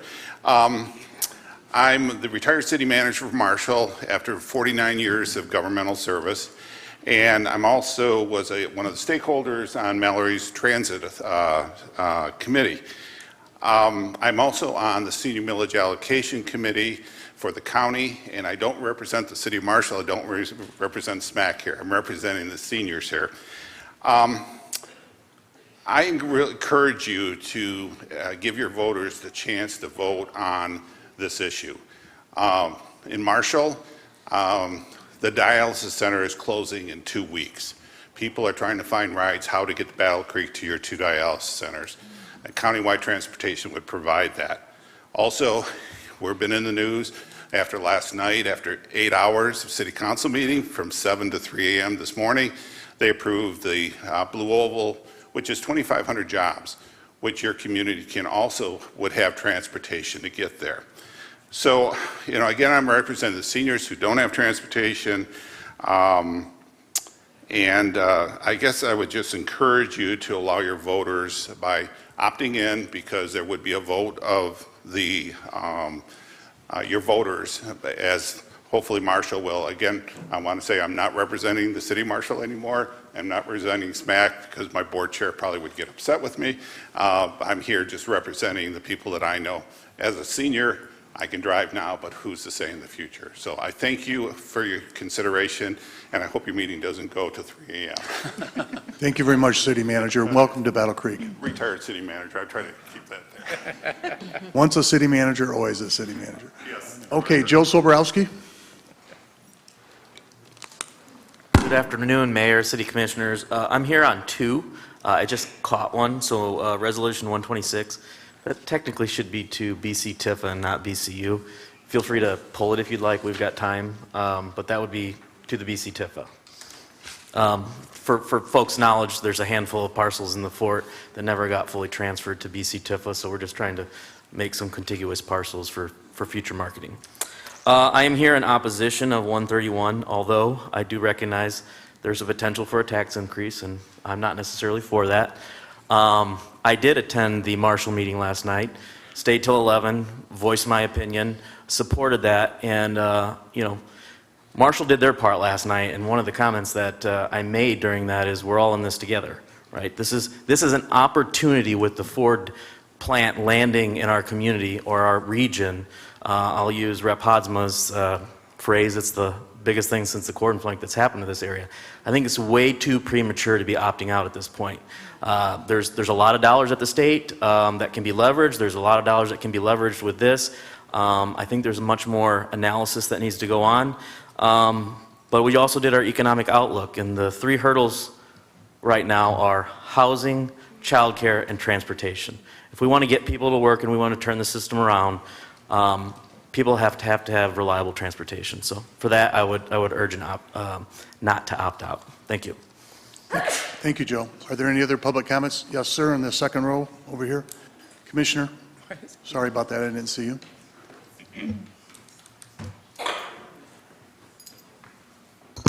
Bunika Herring. I would just like to piggyback off what Joe Soborowski just said. We are all in this together. We are not. So even thinking about opting out of a county-wide transportation system comes from a place of privilege. If you've never had to catch a ride or try and find somebody to take you to a doctor's appointment, which I have, or had a car break down and not be able to afford to fix it, which I have, then how can you opt out of something like that? One of the problems that are plaguing our schools right now are kids not having a ride to school. There was a school bus shortage, and routes have been dropped off of Battle Creek Transit. Our city cab system disappeared. And if you haven't noticed, insurance and registration for cars in Michigan are ridiculous. To opt out of that takes away chances and opportunities for the people that you serve. And as a commissioner, you work for the people of Battle Creek. You have to do what's in the best interest for the people of Battle Creek. That is why you all have the options to vote. That is why we register and why we vote. And you have to make sure you pay attention to how people vote, because those are the people that are representing you. Thank you. Thank you. Are there any other public comments at this time? Yes, John.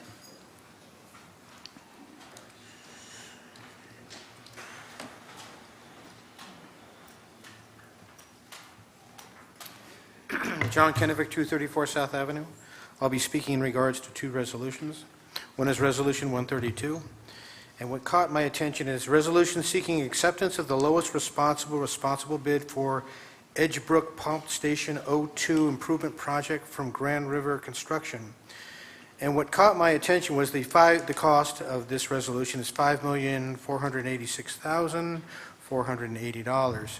And unfortunately, my question would be, is this coming from the $10 million municipal water bond that you had already approved in the past? The total amount of that bond would allow the city commission and the government of Battle Creek to take a loan out of $10 million. And the interest on that, just $10 million, if it was that level, would be over $5 million just in interest. I'm just curious if this particular resolution isn't related to that bond issue, and will that be the only one, or will there be more on top of that? Finally, last but not least, I'm going to talk about Resolution 136. And Resolution 136 says, a resolution seeking to terminate city membership in the Battle Creek Area Metropolitan Services Agency, AMSA. And I was doing some of the backup material of this one, and it says that the city government of Battle Creek, using taxes, spends annually $4,741 every year for this AMSA project. Then it also explains in the backup material that it began in 1973. So going under the assumption that the annual fee was that amount, but it was probably less, the total taxpayer dollars that have been paid for over the last 50 years for this project that you're now terminating out of or removing yourself out of is $237,050. So if you're going to opt out of this and there's going to be a cost benefit, will there be a reduction in taxes to the citizens of Battle Creek? I doubt it, but I can only hope. Thank you. Thank you, John. Any other public comment? Seeing none, we'll move on to commission comment regarding meeting business. I'm sorry. I move for the approval of the consent agenda. Excuse me, point of order, Your Honor. Given Joe Soborowski's comment, that the request that had come in to Ted, to me, was on Resolution 126 for that property to go to BCU. So I think we should just pull that so that we can amend it, that it be transferred to Battle Creek Tifa instead. Consider it pulled. Thank you. Commissioner Morris. I move for the approval of the consent agenda. Support. Been moved and supported to approve the consent agenda. Is there any question the commission has? Seeing none, please vote on the consent agenda.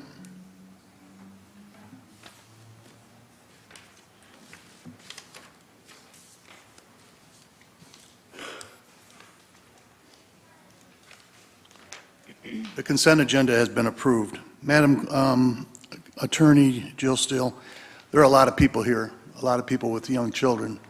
I know they got to get home. Would we need a motion to move 135 up to our next motion? Or, Well, first, motion to amend the agenda to move that resolution up, and then clarifying, we wanted 126 just moved to the regular agenda rather than off of the consent into the regular. So sure, you can get a motion to amend the agenda to move that up, and then after that one, we'll move to 126. all right, would my fellow commissioners be willing to do that? So moved. Support. Been moved and supported. I'm going to make it two-pronged. We're going to put 126 into the regular resolutions, and then we'll move 135 up in an effort to have the vote right away on Resolution 135. Any questions from the commission? Would this be questions for 135 now, or just the consent? No, we're just... Then I have none now. All right, thank you. All those in favor signify by saying aye. Aye. I consider the motion passed. Then, all right, so we'll go first to 126. Correct? Sure, that's fine, yep. All right. So I would suggest that there be a motion to amend that, to make all references, change all references to, from transferring to BCU to transferring it to Battle Creek Tifa. I move to change all language stating BCU to BC Tifa. Support. Been moved and supported to approve Resolution 126. Are there any questions by the commission? So we are voting on it, or we're voting to move it We're up? voting on 126 to Your Honor, change. Your Honor, excuse me, voting on the amendment. On the amendment. Okay. All those in favor signify by saying aye. Aye. Aye. All those opposed? All right, and then now do we have to vote on the approval of the amended 126? Yeah, probably want to go back to let the clerk read that as amended. Thank you very much. That's not one on the report.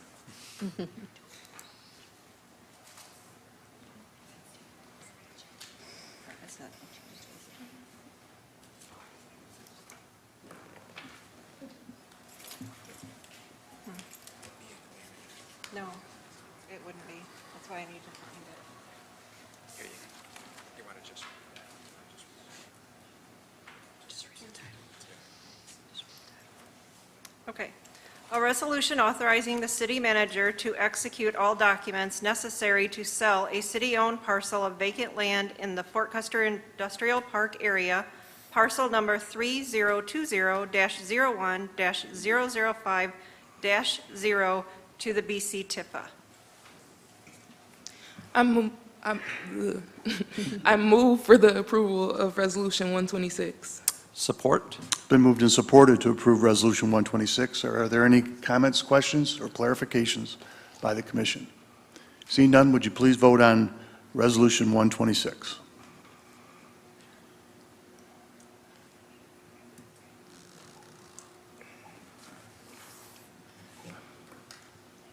Resolution 126 has been approved. Next item on our agenda is Resolution 135. Madam Clerk, when you're ready.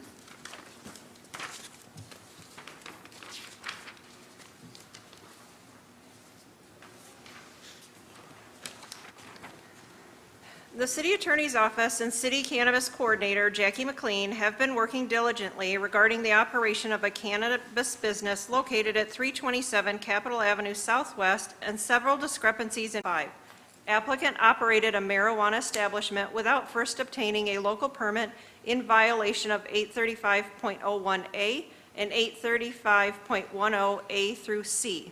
This resolution seeks affirmation of the City Cannabis Coordinator's denial of an adult-use marijuana establishment, AUME, permit for 100 Leaves, LLC at 327 Capitol Avenue Southwest after a public hearing.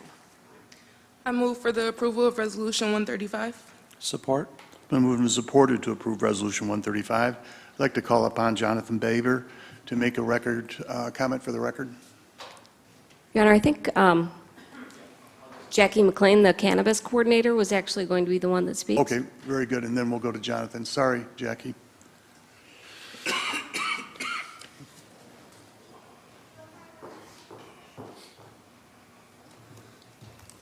Good evening, everyone.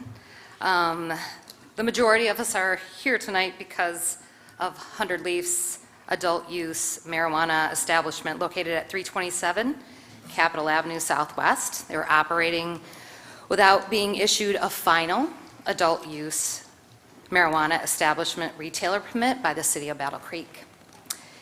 In the resolution, you will find all the information documented to date and the timelines. Specifically, the applicant is in violation of the following ordinances that have been set forth by the City Commission. This is not just about a signature. Ordinance standards for permit issuance apply to all applicants. They are in violation of 83501A, 83504, 83506, 83507, and 835.10A through C. All of these ordinances pertain specifically to operating without a final adult use marijuana establishment permit from the City of Battle Creek. In addition, the Part B application supporting documents were not submitted with the initial Part B application, which included the state operating license, the state-approved security plan, with approval from the Battle Creek Police Department, which ensures fully operational alarm systems, security cameras, and overnight storage, fire inspection from the fire marshal, general liability insurance naming the city as additionally insured, a copy of the lease to ensure legal occupancy, employee and manager list with IDs. Tom Levine, the attorney for the applicant, emailed me directly to let me know they were fully aware of the local permitting process, but neglected to finish the paperwork required for the final permit. That was prior to 100 Leafs opening. It is recommended that you support the denial of 100 Leafs LLC Part B adult use marijuana establishment retailer permit application. Also requiring that the applicant wait 1 year to start the application process over to ensure compliance with City of Battle Creek ordinances. The processes and the ordinances associated with marijuana have been implemented to ensure that all applicants have a clear and consistent approval process.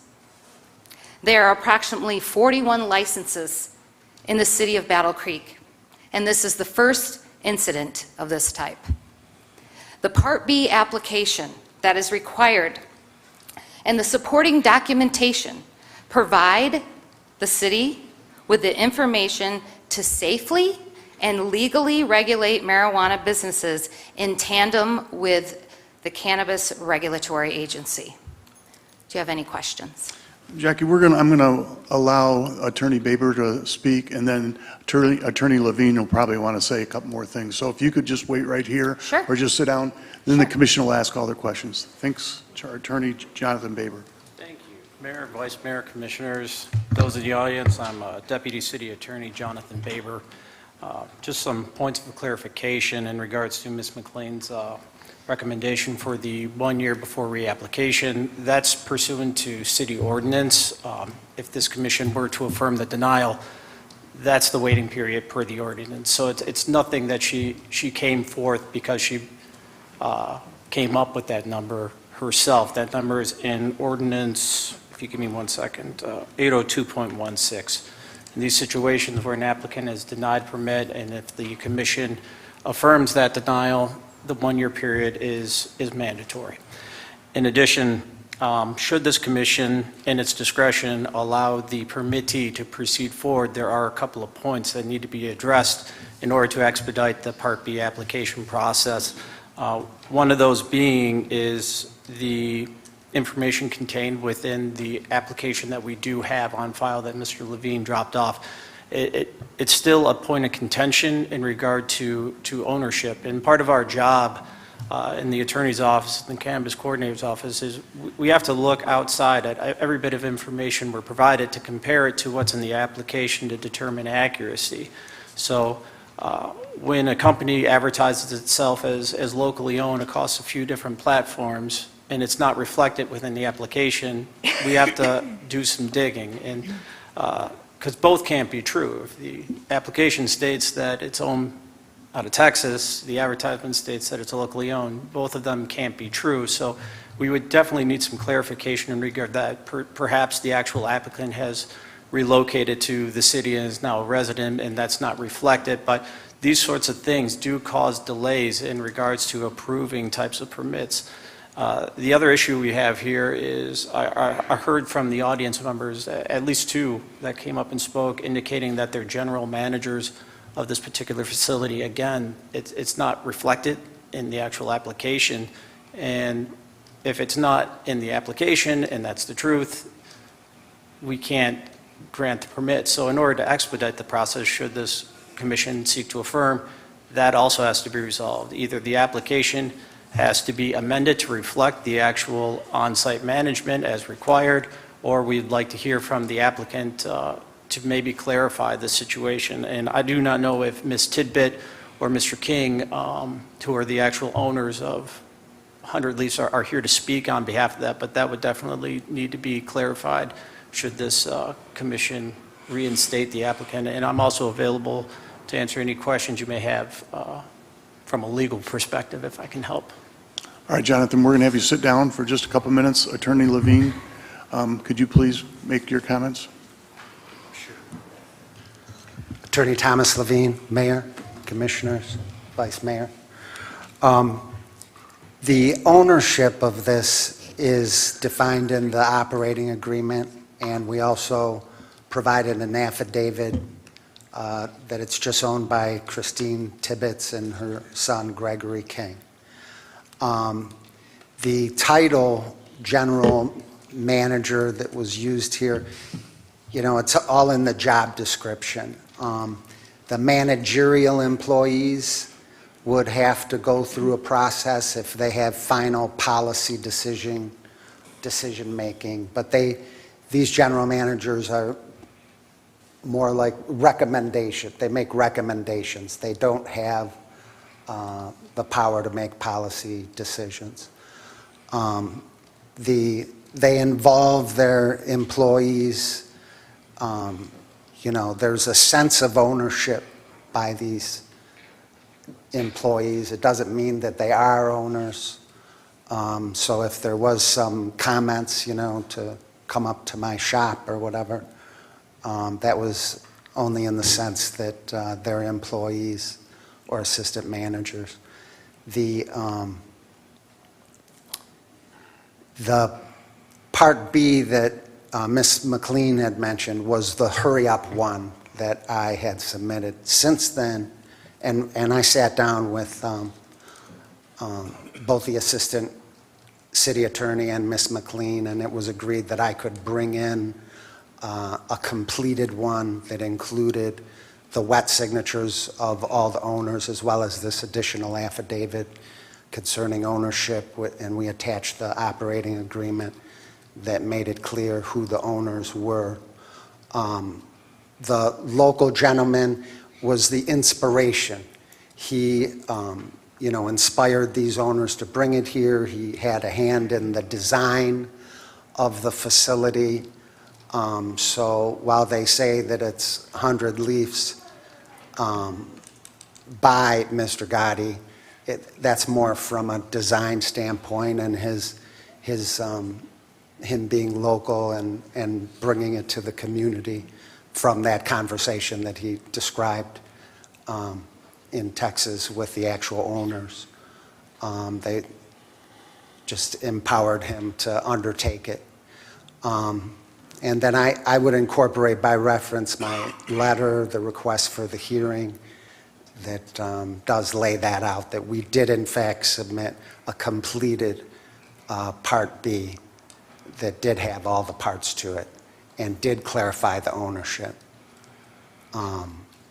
in that. So they added a couple requirements, but, you know, we're happy to comply with it, even though these requirements were added to the list. And they do overlap with the state licensing requirements. So to find other than how the state would find on these very elements is contrary to the state law and rules. So, you know, the time, place, and manner can be governed by the local ordinance, and the state law is pretty clear about that. But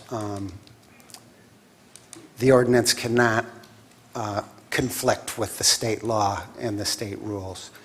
And the state had done a complete vetting of this company, including the ownership and all the insurance, and BFS did their inspection, and all the inspections were passed.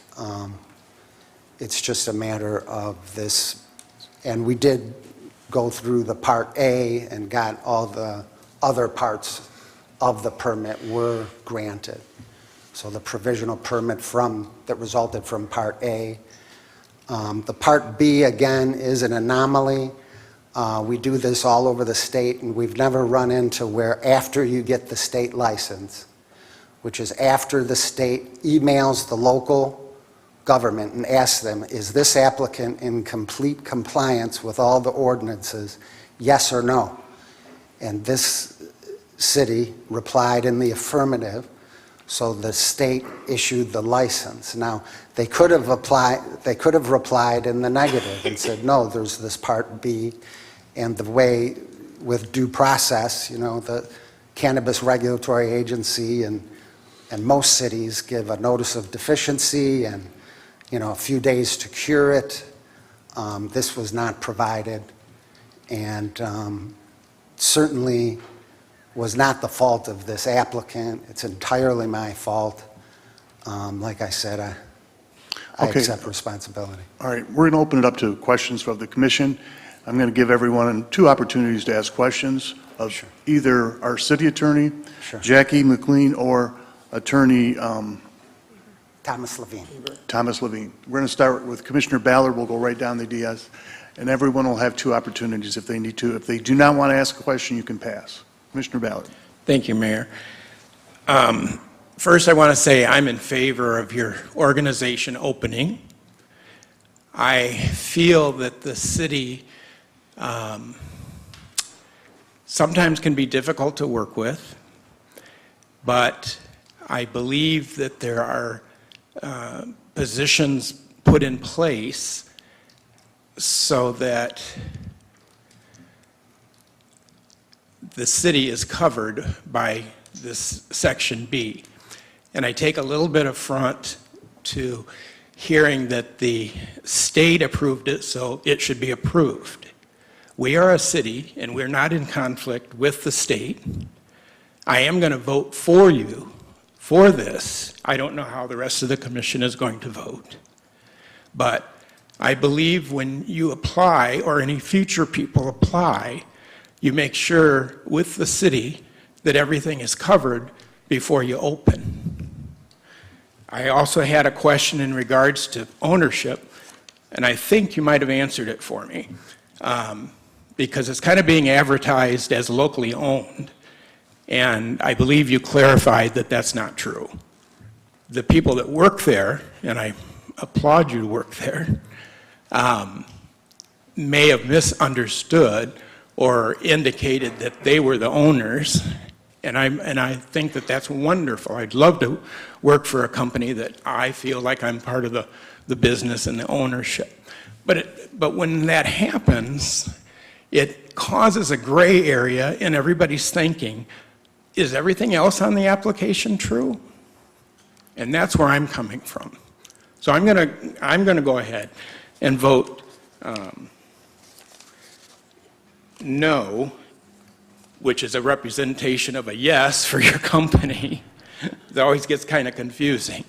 But I think we need to make sure we cross our I's and cross our T's, or dot our I's and cross our T's before we open. Thank you. Thank you, Commissioner Ballard. Commissioner Lance? I guess my question goes to our administration. With respect to the penalties on this, is it strictly, I mean, this is the only penalty that we have at our disposal, or is there other options? In relations to whether or not to reinstate or affirm the denial, the only penalty in our ordinance is the 1 year before they can reapply. Now, ultimately, at our disposal as well is provisions for civil infractions caused by operating without the permit that would subject the applicant to a certain amount of fines per day open. That's certainly an option that's still available to the city prosecutor's office. Whether or not we're going to pursue that or move forward with that, we may want to get a little more input from the commissioners in regard to that, because that could still lead to implications for this particular applicant down the road at the state level, and depending on where the commission goes today, may impact how we proceed forward in regards to the civil infractions. And it's my understanding at this point right now, the applicant is not operating, correct? That's correct. And all of the materials that have been requested have been now submitted. Is that correct? That's correct. Whether or not you've had an opportunity to review them, vet them, what have you, that's another question. But Attorney Levine, you would submit that you have complied with all the documentation that the city has requested from you at this point? Yes. Okay. That's all the questions I have. I will tell you, I'm a lawyer, and I have been on both sides of this. And unfortunately, laws, the outcomes are not always fun. And I dealt with a state agency recently, and I thought the ruling was absolutely absurd.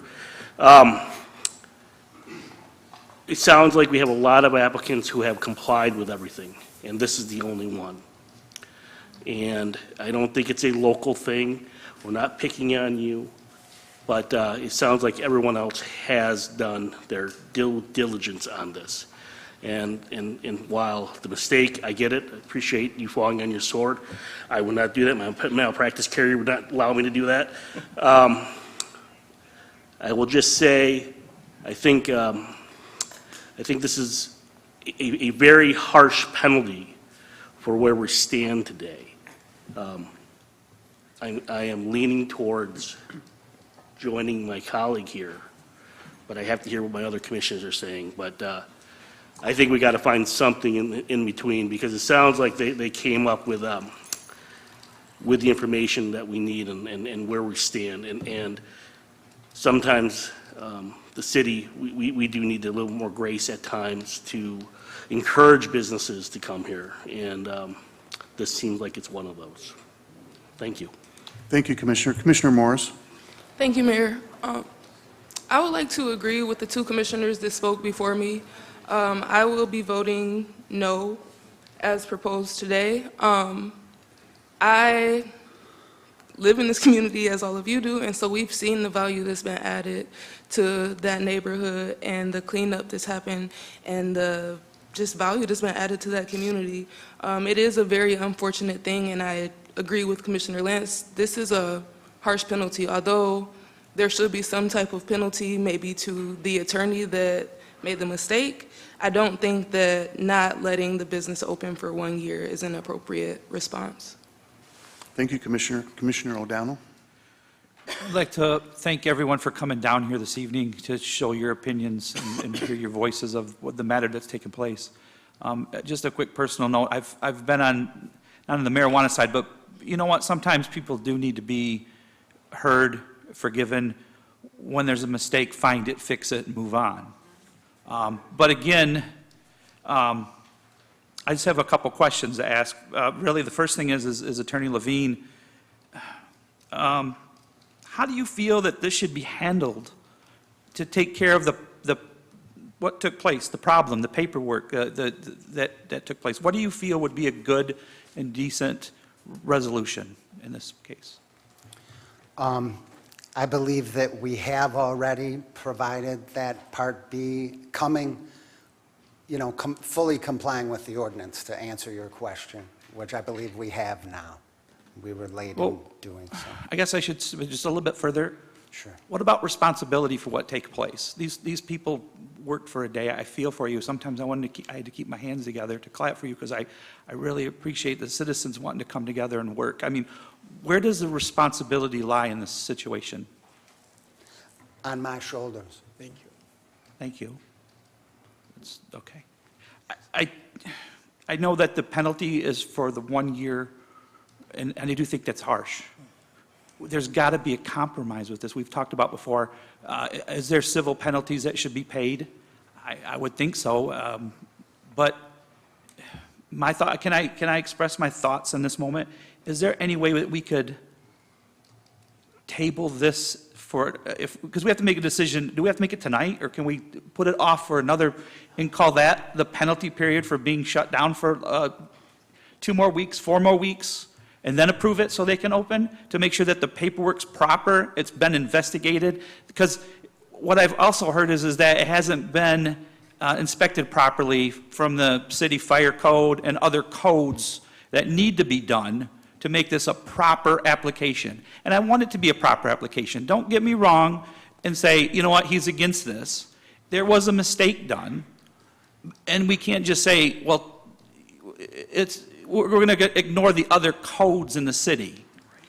Is there a way, Attorney?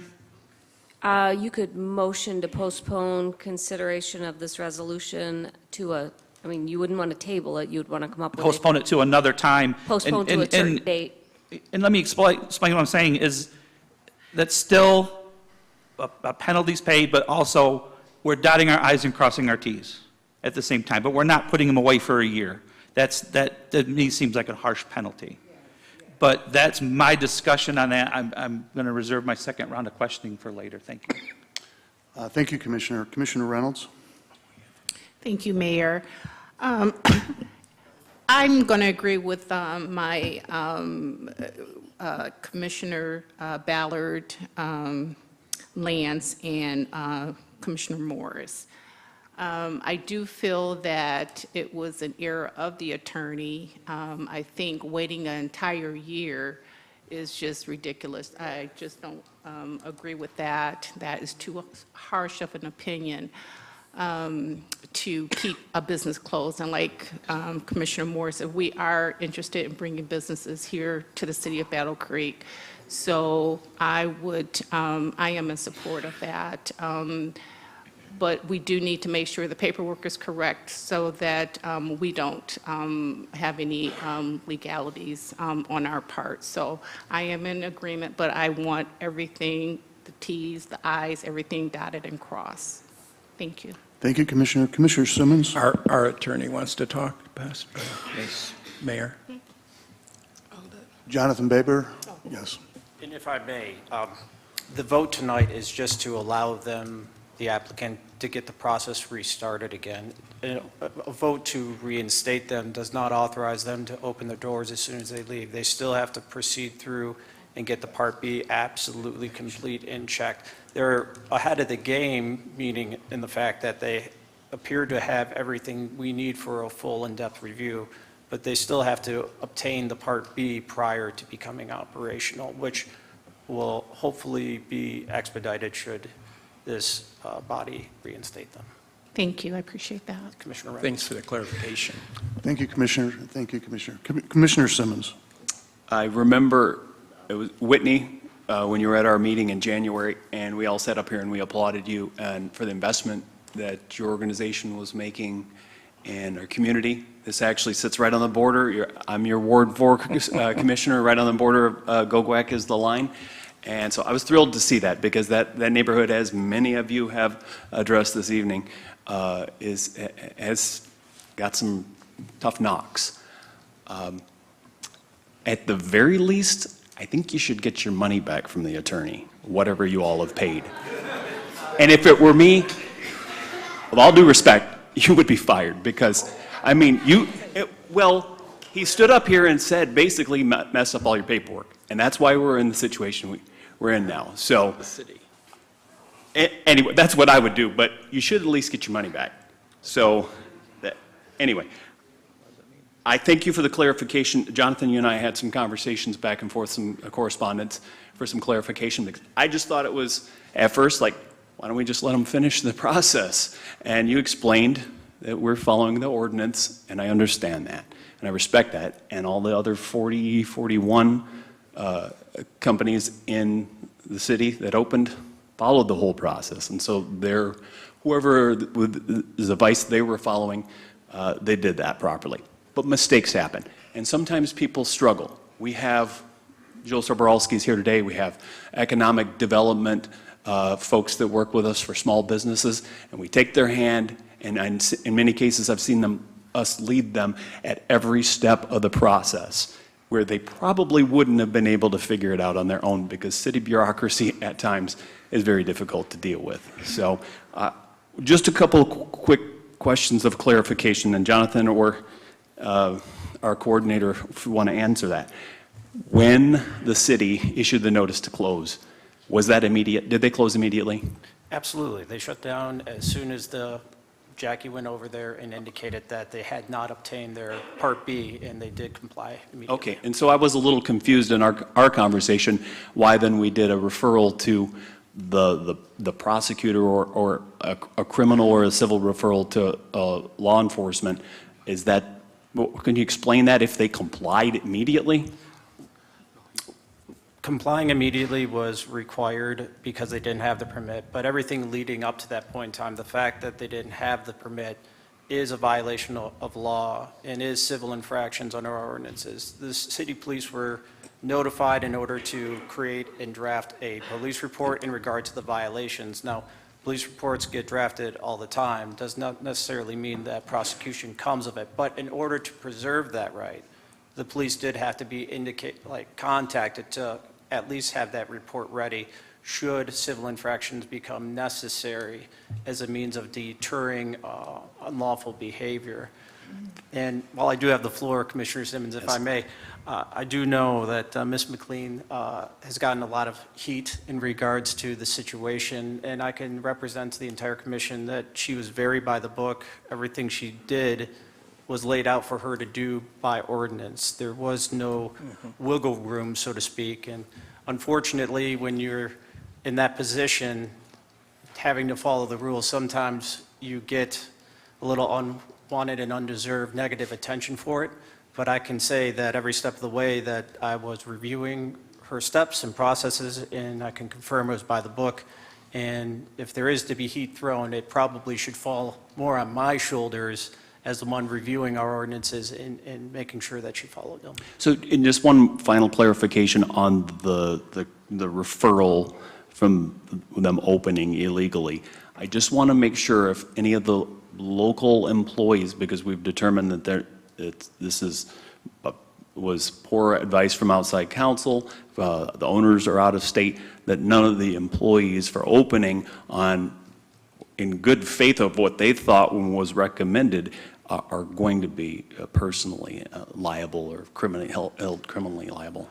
Well, I will say that, unfortunately, the law would allow for such a thing. If anybody sells marijuana even at an establishment and they're selling it for an employer who unfortunately didn't follow through with the paperwork, they could still be held liable. I can stand here today before the commission. That is not the intention of the city prosecution, to hold good citizens following through with what their employer represented as being in compliance. I do not believe that would be just, even if it would be authorized legally to do so.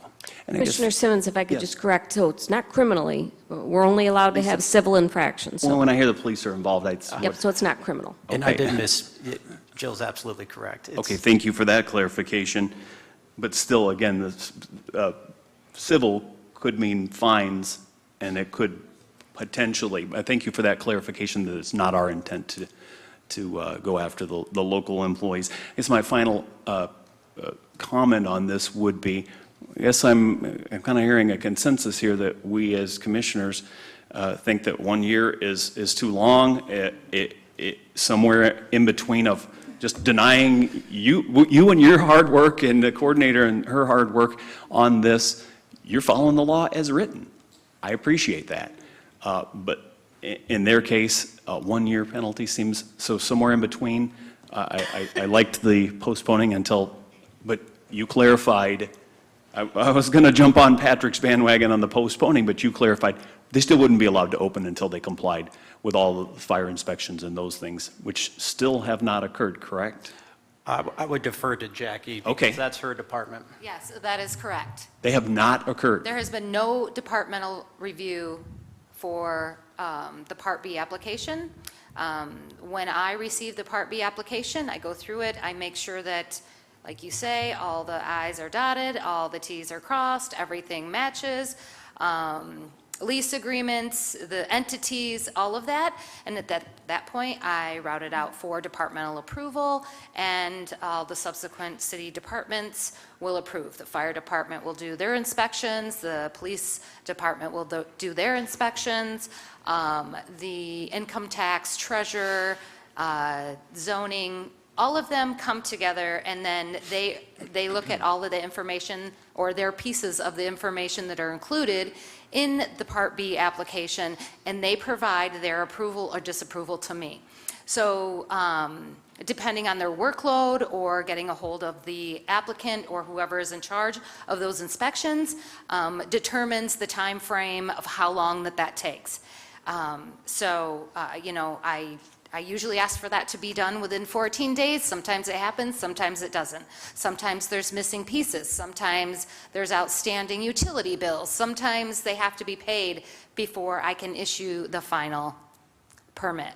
So there are lots of moving pieces and parts in the Part B, again, to ensure that the city is protected and that they're operating safely and according to CRA guidelines. Thank you. Thank you, Commissioner. Commissioner Smith? Thank you, Mr. Mayor. I think I'll join the chorus that a year is too long, too much of a burden. So I'd like to see us explore that. But I'll put that aside. There's nothing new under the sun on that front. I want to take a moment to thank our cannabis coordinator, who did her job and did an excellent job. One person here made a mistake. And it's caused a lot of animosity, and I want to say that I feel like a lot of that is unearned when it's directed toward the city or its staff or the people that did follow the law. You know, when I hear things like coming down from our ivory towers or Lakeview HOAs, I live on La Vista. I see this place. It looks fantastic, by the way. I'm happy it's around my neighborhood. I drive past it constantly, and it looks great. And I want to see a lot of cars in the parking lot, you know, buying whatever it is that you sell. I don't care what it is. The point being that, you know, I don't think the reputation that is trying to be propagated around here of this body, this city, our cannabis coordinator, being, you know, unreasonable is earned it all. Every commissioner's up here has, you know, sung the tune of, we understand something went wrong, we understand it was a mistake, nobody wants this place shut down for a year. So I hope we can find a solution to this. I will defer to whoever's going to negotiate on our behalf for that. But I really want to put that in there because, Jackie, you did your job, you did great. The Commission, we're doing our job right now, and, you know, we're going to figure this out, and I sincerely hope that it does not amount to not being able to open for a year, because I do feel that's unreasonable. So, thank you very much. Thank you, Commissioner. Vice Mayor? Thank you, Mayor. Commissioner Smith, thank you. You actually verbalized a lot of the things that I was sitting here thinking. It's hard when you're the 8th one out of 9 to come up with something new. Jackie, I want to go back to kind of one of the things that you touched on. So I understand that you've had if I understand the timeline that's in our backup material, you've had the new Part B permit application for just over a week. Is that accurate? I think it says the 24th. The applicant filed a new Part B permit application containing all of the required information that was missing from its prior application. So, yes, Mr. Levine had, the day that I had called the applicant in Texas to notify her that she wasn't licensed from the city, And because she was in Texas, I drove over there to make sure that the message got relayed because, you know, Texas, Michigan. And then Mr. Levine came that same day later in the afternoon and turned in the first Part B application with no wet signatures and no supporting documents. To which I notified him, I let him know that I was denying it, and it wasn't until after that that all of the supporting documents and a new Part B application was turned in, which at this point I have not reviewed. Okay, all right.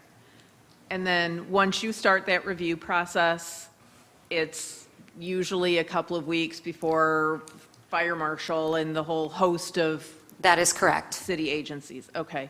So we are looking at probably the end of May, assuming that this resolution is disapproved. Is that the right word? That we don't approve the resolution. Correct.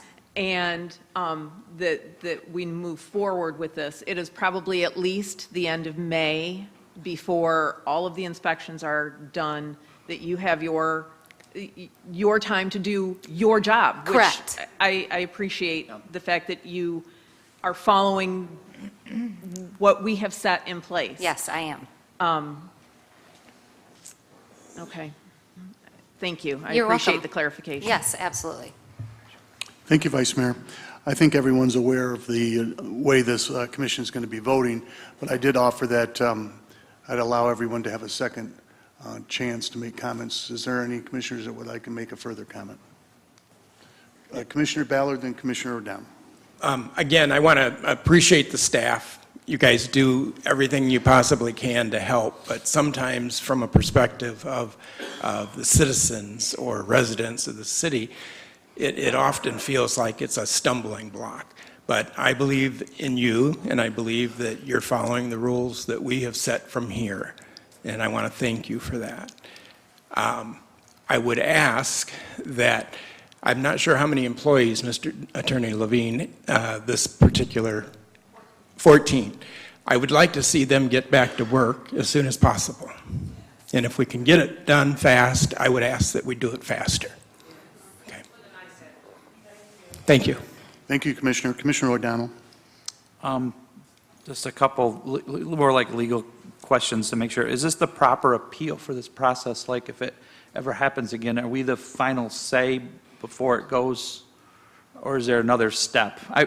And I'm just asking that just for clarification, and I know what the marijuana thing Our is. ordinance says that the cannabis coordinator can deny, suspend, revoke the licenses after a hearing with the city commission. So it's in the ordinance that it comes here if there's one of those type steps. So it doesn't come here to approve it, but it does come here if the cannabis coordinator wants to do one of those things. And so, just to make sure we get the clarification on this, if we tonight vote no on it, they won't be able to go further with the process of B? Everything has to start over from the beginning? Or that we're allowing more time for B to continue?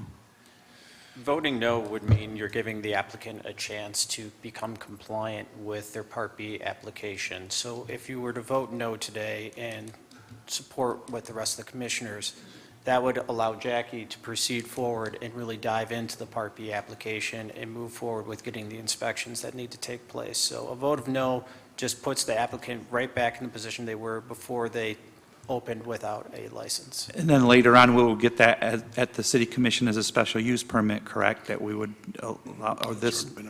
Oh, I'm sorry. No, that's Okay. somewhat of a different process, and Okay. this particular location is already, We did that with the Part A. Gotcha. No, I just wanted to make sure, because I remember there was Part A, you go to state, and then you come back with the Part B, and you get your license. There was the chart that we looked at a month or so ago at our workshop, so thank you for that. I just want to clarify that that's the steps being And that's made. the steps in particular for this location, because this location isn't, it's not a use by right. although I'm not sure what's happened with amendments, but only because of the zoning, particular zoning district they're in, that it actually came to you. Most don't come before you. Okay. Yes, I'm aware that there's 14 people lost their jobs over clerical errors and things like that. I take it back to if I was working on my house and I filed with the city, and the city inspector came out and looked at my water heater and said, everything's great, but this valve here and something else was wrong, the venting's not correct in it. If we had 14 days to get it fixed, I could come back and approve the permit, or other type of zonings that we do here in the city. And I just want to make sure that it's, again, if we allow this to continue, then we will still be allowed to follow the Part B and get all the paperwork, so we look that we're safe. Because again, we don't want to have something happen later and find out that we missed something along the way. And again, I feel for the people in the area. That's a great community up there. Someone was saying it's coming around. There's the Dollar General store in the corner. There's other restaurants improving in that area of town. We really need that business and that community support. Yes, Horrocks left, but we're not going to, it's not Horrocks' fault, and it's hard to find who the blame is, but it sounds like tonight the attorney here is taking full responsibility for his actions, and I want to say thank you for actually taking responsibility for what took place for these 14 people and the community that was involved. So I am done. Thank you. Thank you, Commissioner. Any other Commissioner? Commissioner Smith. No, I just want to encourage folks to stay for the transportation part here in a little bit, too. Thanks. Okay, I sense we're ready to vote. I just want to take a moment to thank everyone for cooperating and showing respect for this body. And I appreciate everything that was said on both the applicant side and the City Commission side. I want to thank Jackie McLean and then Attorney Jonathan Baber. I sense we're ready to vote. Would you please vote?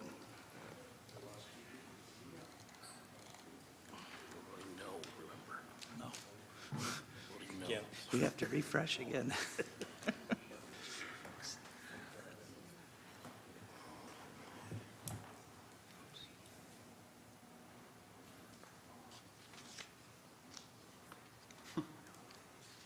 Resolution 135 has been defeated.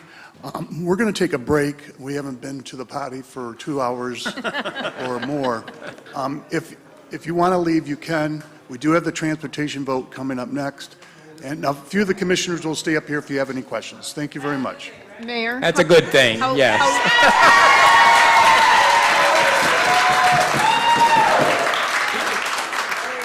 How long is our break? Our break will be for 5 minutes. 5 Sorry minutes, about okay. that. Thank you very much. They were as confused.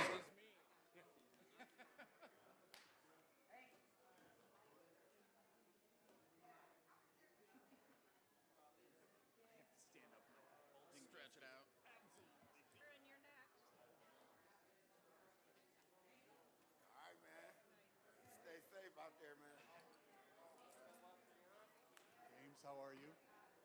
Good. I know. One of these days we'll get caught up. Exactly. Did great. We may have gone potty.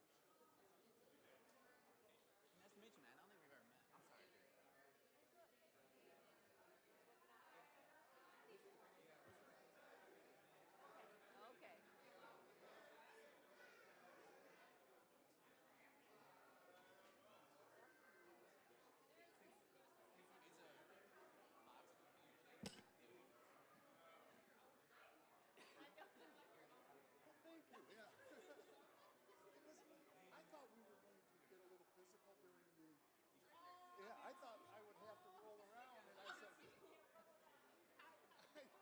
I didn't want to wear something that I'd rip. Hi, David.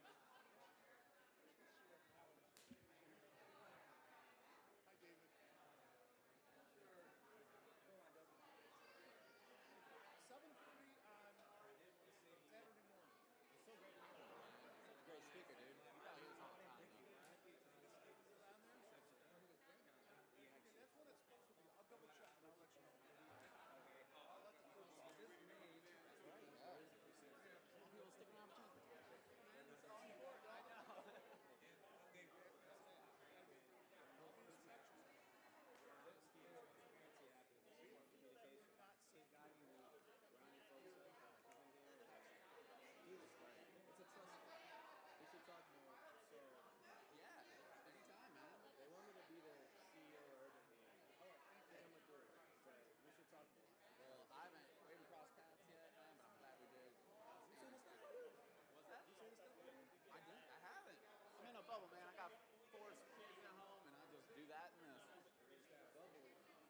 probably right, yeah.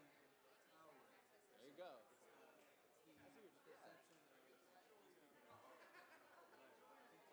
It's hard too, because like, this is, you know, we're seeing something at the culmination of an event here with the 100 leaks. Transportation is another good example. We're at this level. We're in the weeds where like the actual decision is going to be made. Once it gets to the ballot, you know, the die is cast. You know, there's no going back. It is what it is. Getting people on this level, because I'm going to say some stuff about this. We're going to do this transportation, you know, vote. We don't even have but 20% of the respondents of the whole survey were from back there, right? We're almost 40% of the whole county. So that's the definition of underrepresentation. Yes.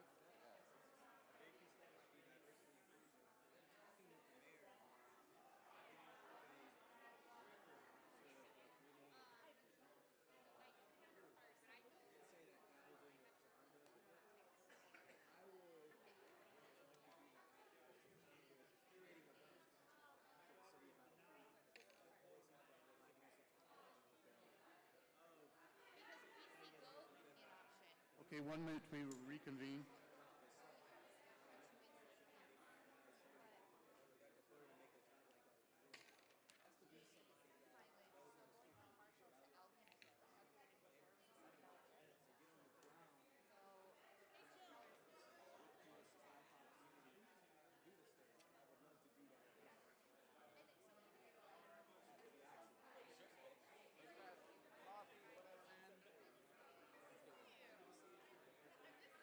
I'm going to pop to the rescue.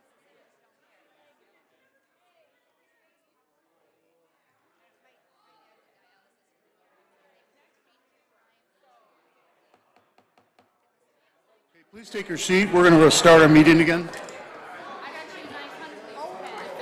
5 minutes is done.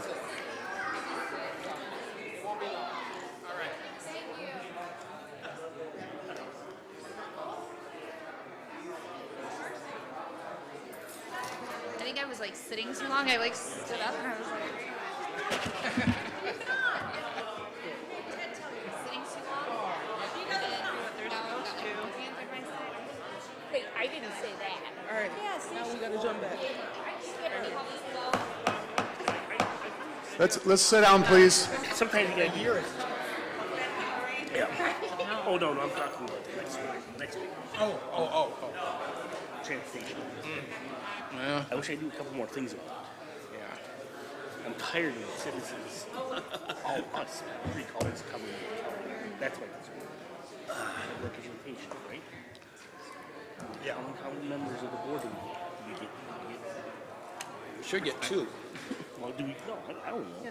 We know how many we get. We should get a majority to vote. I don't plan on paying for half of it, but okay. I hear what you're saying. Next item on our agenda is Resolution 128. Madam Clerk, when you're ready. Chris is going to ask a question. Okay. On October 18, 2016, the City Commission approved an application for an obsolete property rehabilitation exemption certificate for a period of 12 years for 32 West Michigan Avenue. On September 30, 2022, Battle Creek Community Foundation acquired the property from Hampton Building LLC. The Oprah certificate remained in effect as of December 31, 2022. Between January 24, 2023 and January 30, 2023, the Battle Creek Community Foundation discussed the Oprah certificate for the property at 32 West Michigan Avenue. On January 30, 2023, the city assessor agreed to request a revocation of Certificate 3-15-0043 on behalf of the Battle Creek Community Foundation, allowing for the entire property to be exempt from taxation. The request for revocation needed to be acted on by the City Commission prior to December 31, 2022, to be effective for the 2023 assessment roll. The Battle Creek Community Foundation qualifies for an exemption of ad valorem property taxes under the General Property Tax Act. A transfer of the Oprah certificate would not exempt the Battle Creek Community Foundation from the taxes under the Special Act taxation of the Oprah. Therefore, a revocation of the certificate allows for the entire property owned by the Battle Creek Community Foundation to be exempted for the subsequent tax years. This resolution revokes the Obsolete Property Rehabilitation Act, OPRA, exemption certificate 3-15-0043 for Battle Creek Community Foundation, allowing for the complete exemption of the property for the 2024 assessment roll and subsequent years. I move for the approval of Resolution 128. Support. It's been moved and supported to approve Resolution 128. Are there any questions, clarifications, or comments by the Commission? Commissioner Morris. I would just like to state for the record that I do have a perceived conflict of interest as I am employed by an affiliate of the Battle Creek Community Foundation, but I have nothing to gain from this resolution. Thank you for your comment. Any other comments by the Commission? Seeing none, would you please vote on Resolution 128?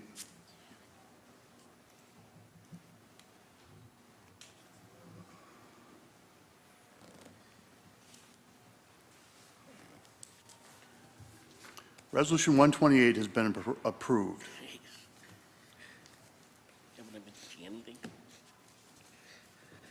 Next resolution on our agenda is Resolution 129. The need for security personnel developed rapidly during the pandemic as the city implemented safety and security protocols needed to protect the health, safety, and welfare of customers and staff. A&H was immediately available and has provided quality service since. Post-pandemic, there is a continued need for security services, which has been identified and strongly supported by staff. Current staff from A&H have become very familiar with the city operations and are well supported by staff. This resolution seeks authorization regarding a contract with A&H Private Investigation Security Management, Incorporated, for security guard services at City Hall in an estimated first-year amount of $47,424 with unit prices prevailing. I move for the approval of Resolution 129. Support. It's been moved and supported to approve Resolution 129. Are there any comments, questions, or clarifications needed by the Commission? Seeing none, would you please vote on Resolution 129?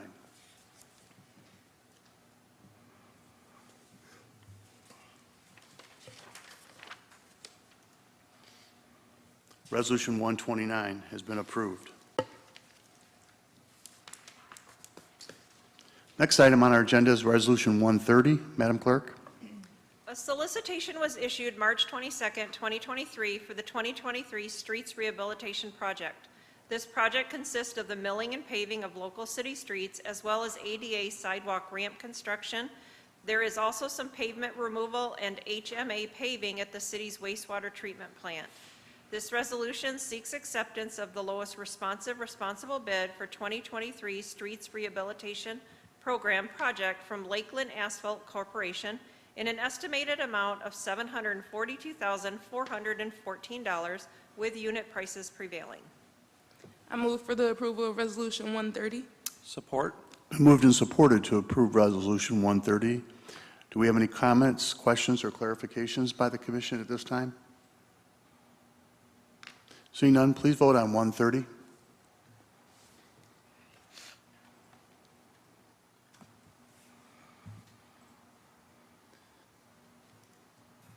Resolution 130 has been approved.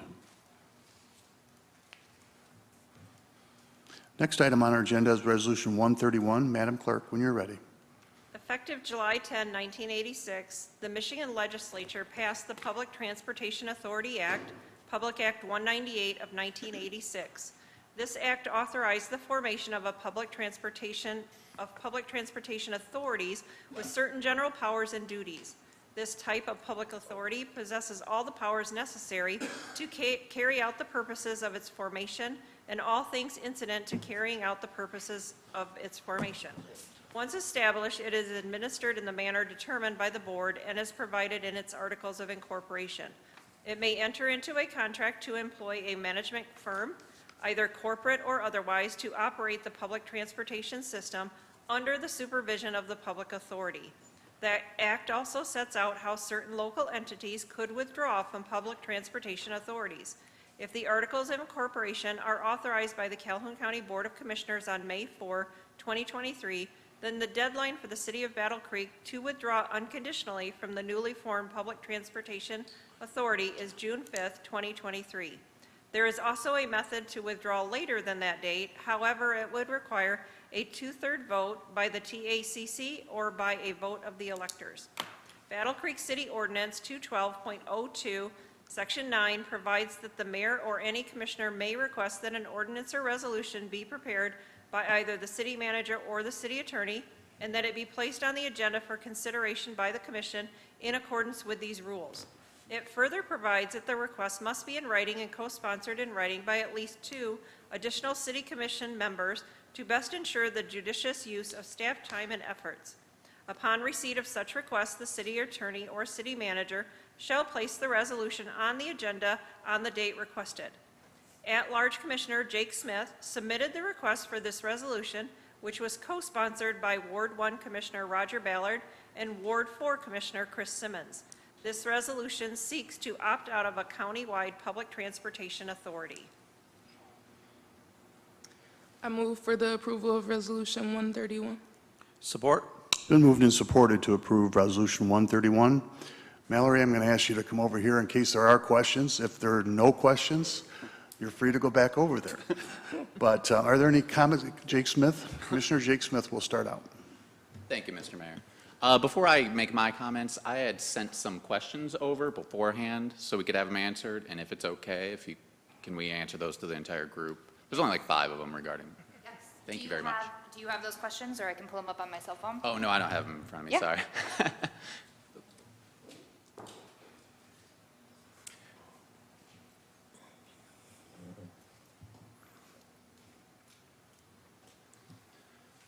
That'll probably answer the questions.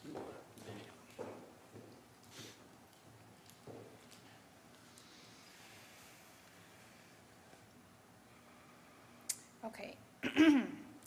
So your first question is, will this authority serve within the city limits as well as out, right? So essentially that question asks, what are the boundaries of the authority going to be? And that is determined by what jurisdictions opt in and what jurisdictions opt out. So the authority, if we have, the primary cities and a handful of townships within the county that opt in, then that's where the service would operate. Anywhere that opts out, the service would not operate. The county service, right? Correct. Well, The new potential service, right? so We're not getting rid of BC Transit by voting one way or another on this, I guess. potentially. So I guess we are, yeah. yes. So if the commission were to opt out, that's kind of a complicated question, right? So if the city were to opt out of service or out of the authority, and the county went ahead with the creation of the authority, the county would become, that authority, not the county, the authority, would become the provider of transportation. And so if the city opted out, and the authority has people who have opted in, which we already know that there are communities who have opted in, the authority would now provide service to those communities, and the provider of service is who the designated recipient is of state and federal funding. So state and federal funding would go to the authority to operate service, and if the city of Battle Creek were not part of that service area, then that could impact what the city of Battle Creek's level of service looks like. Sure, but we would still maintain our existing funding and our existing resources, having opted out of the Not- TAC. Not necessarily, no. The TAC would become the operator of transportation in the county. And so our federal funding and our state funding that we currently get as a city would go to the authority. Oh, okay. Because they would become the designated recipient. They would be the provider of transportation. So we wouldn't get the money. Correct, correct. Okay. I had a few more, too. Yes, yes. Sorry. The second question is, will this authority require a millage of any amount? And that answer is most likely yes. There's going to be some level of local funding required. So like I shared in the presentation, if we use a $10 million estimate, assuming state and federal funding levels stay the same, that leaves about a $4.5 million budget gap. And so that budget gap has to be filled either through local general fund contributions, through a millage, or through contracts for services, whatever that may look like, but most likely a millage, like most transit authorities are funded through. Sure. And part of the proposal included potentially even 2 millages, one for the city and then another for the county, which I presume city residents would be expected to pay, considering we pay all county No, millages so- as it is. So the study recommended a couple of different scenarios. One of those scenarios was the creation of two separate authorities. Nobody is talking about that option. So in order to levy two separate millages, you would have to have two separate authorities. The only way to have two separate authorities under Public Act 196 would require an act of state legislature. So Kalamazoo made it happen.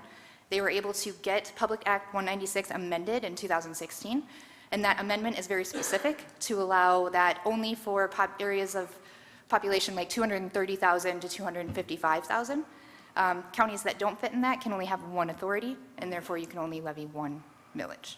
Oh, we're pretty close to 230, right? No, the county is close to like Oh, you're 135. right, 130, Yeah. Gotcha. Yep. So to get something like that done, you're looking at probably 5 to 7 years to get an amendment to Public Act 196. Sure. And so, no, that is not the proposal currently, is not two separate millage rates. It is one, it would be one millage rate, one authority operating service. Okay. And then your second question to that is what percentage of revenue will come from Battle Creek? Could you clarify that question? Typical millages throughout the countywide millages, Battle Creek accounts for like 38-40% of the revenue. I assume under these circumstances where we, again, assume there's going to be one TAC, that it would be in line with that as well, too. So Yep. Battle Creek's going to be, Proportion. 38-40% of the Correct. revenue. Although, Commissioner, if I could just interject there real quick too, that would ultimately depend on who opts in and who opts out, right? Sure. So, I mean, I think if you equate that percentage, you have to assume everybody opted in and everybody was paying. Yeah, what I'm hoping to illustrate in this line of questioning is Battle Creek is the big fish. We always are. Yeah, We're also the largest consumer, right, of the transportation services. certainly, right. The second part of your question is how long does it last? How long would that millage last for? Public Act 196 is a 5-year limit, so it would be a 5-year millage amount, and it would go for renewal every 5 years if that was the route. Okay. Your third question was, are there expected cost savings should we shift to a countywide system? I think one of the things I touched on was the ability to gain efficiencies by operating countywide. We currently have multiple providers operating within silos, all using their own vehicles, their own technologies, all with our own administrative and maintenance staffs. There's opportunities for efficiencies. But as far as like specific cost savings, if you have a specific example you're looking for, or something in particular, I could speak to No, that. I was just curious if it was something that was on the minds of the folks making these calculations. Yet, really, what's driving this is the need and what we're hearing from the community. The question is, how do we get there, funding-wise, to provide that level of service? Question number 4 is, how will current providers, such as Community Action, be impacted? And so, I think I spoke to that. Chuck even spoke to that when he said Community Action can't meet all of the demand that exists right now. BC Go is another example of there is just far more demand than we can all provide together. All of those services currently exist, and we still are only meeting 22% of the demand within the county. So those services would continue to operate the way that they're operating because they operate niche markets. So like I said, specific to individuals with disabilities, specific to program populations, or specific to, say, seniors. However, they don't operate necessarily at all hours or for all trip purposes. So for example, somebody using Community Action Agency may not be able to take a trip to Firekeepers for a social outing, but within the authority, if they were within the service area, you could do that. And then your last question was, what are our options should we decide to opt out? Opt At a out later date, yeah. Yes. So the resolution kind of spoke to that a little bit. There's a legal process, so the TAC authority would have to do that, as well as your body would have to decide to opt out via a resolution, and then that would require 2/3 approval by the authority board as well. Great, thank you. And I certainly have some comments on it too, if I may, Mr. Mayor. That just speaks to the last, the item 5 there. how significant it is that we are not passively enrolled in this thing without a robust, diligent conversation about what exactly it means, because we're not going to be able to so easily get out of this thing once we're in. And again, they're counting on our revenue, they're counting on our riders. You know, we are, as I said, the big fish in this regard, so we have the most at stake. So, you know, considering that, I want to point out a few things from the study. The transportation study that I happen to be a part of commissioning as a county commissioner.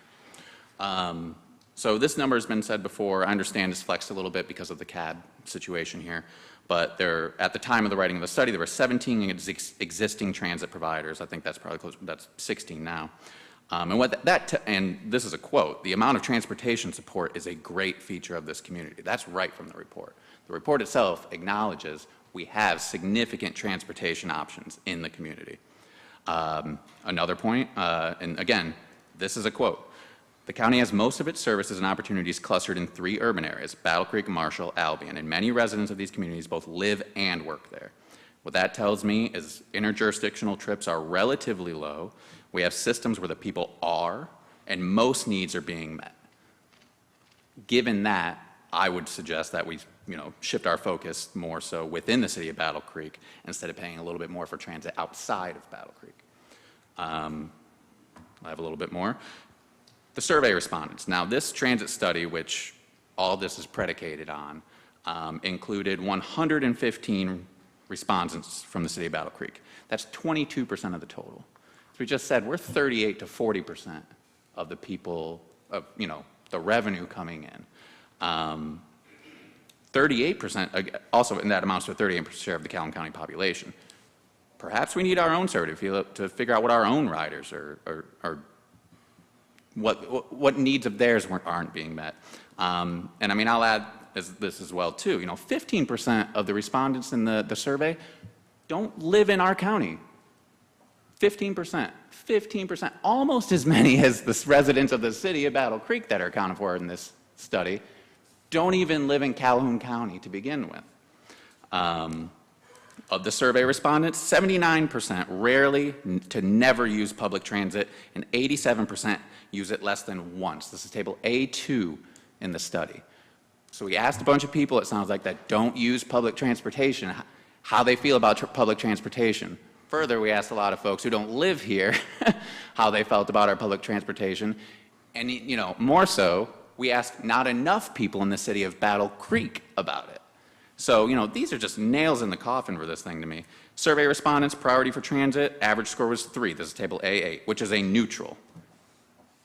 A neutral response doesn't lead me to believe that there's a resounding call for major structural change to transportation in our community. If we saw a bunch of 5s, you know, urgent needs for folks to get out of the city, that you know, I might be more open to that, but it just wasn't there. So what do folks do want? Survey respondents, this is table A14, service preferences for the residents of Battle Creek and Springfield. So this is 120 people. So there are 5 people from Springfield. They want same-day ride requests, discounted price options, longer evening hours. Nobody went out of the way to submit a card during this study, a memo, an email, a contact, a letter, anything to say, gosh, I wish I could use Battle Creek Transit to get to Albion, or Battle Creek Transit to get down to Homer Township. It's just, the information isn't there. Key takeaways from the survey respondents. Majority of respondents currently use personal vehicles to get around the county, and their responses indicate they're likely to continue to do so. So not only did we ask all these questions of this variety of people that happen to be the exact opposite of what we're looking for, the people we asked aren't going to change their behavior based on a countywide transit authority being in place.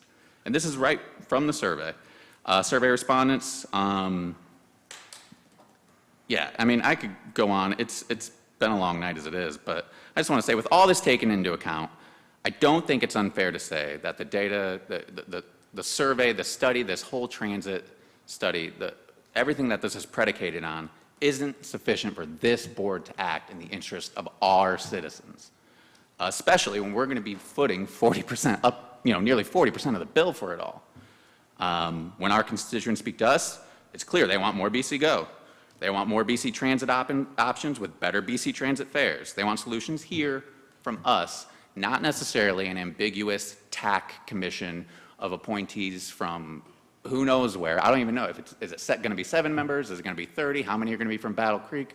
How many are going to be concerned about my constituents getting from, La Vista Boulevard on Old Lakeview down to Meyer or out to the fort to work? I don't think as many of them are going to be considering that as they're going to say, gosh, how can we get folks from Battle Creek to Marshall? And that's just, that we can't overlook that. Yeah, I have more notes, but I just can't emphasize enough. I don't believe this is right for us. I don't believe this is right for our people at this time, and I would encourage you all to opt out while we still can, because this is the only time we're going to be able to do it unconditionally, as was mentioned. It's going to take not only basically an act of Congress, which I heard was just 2 super majorities of the TAC board and this board to get out later. And, our residents are going to be paying for it, and I don't know that they're going to get better service out of it. So, thank you. Thank you for your comments. Any other comments at this time? Commissioner Morris and Commissioner O'Donnell. Thank you, Mayor. After sitting on the Public Transportation Committee and recently going through some fare updates, we have received a lot of response from our citizens about what they need to see in our community.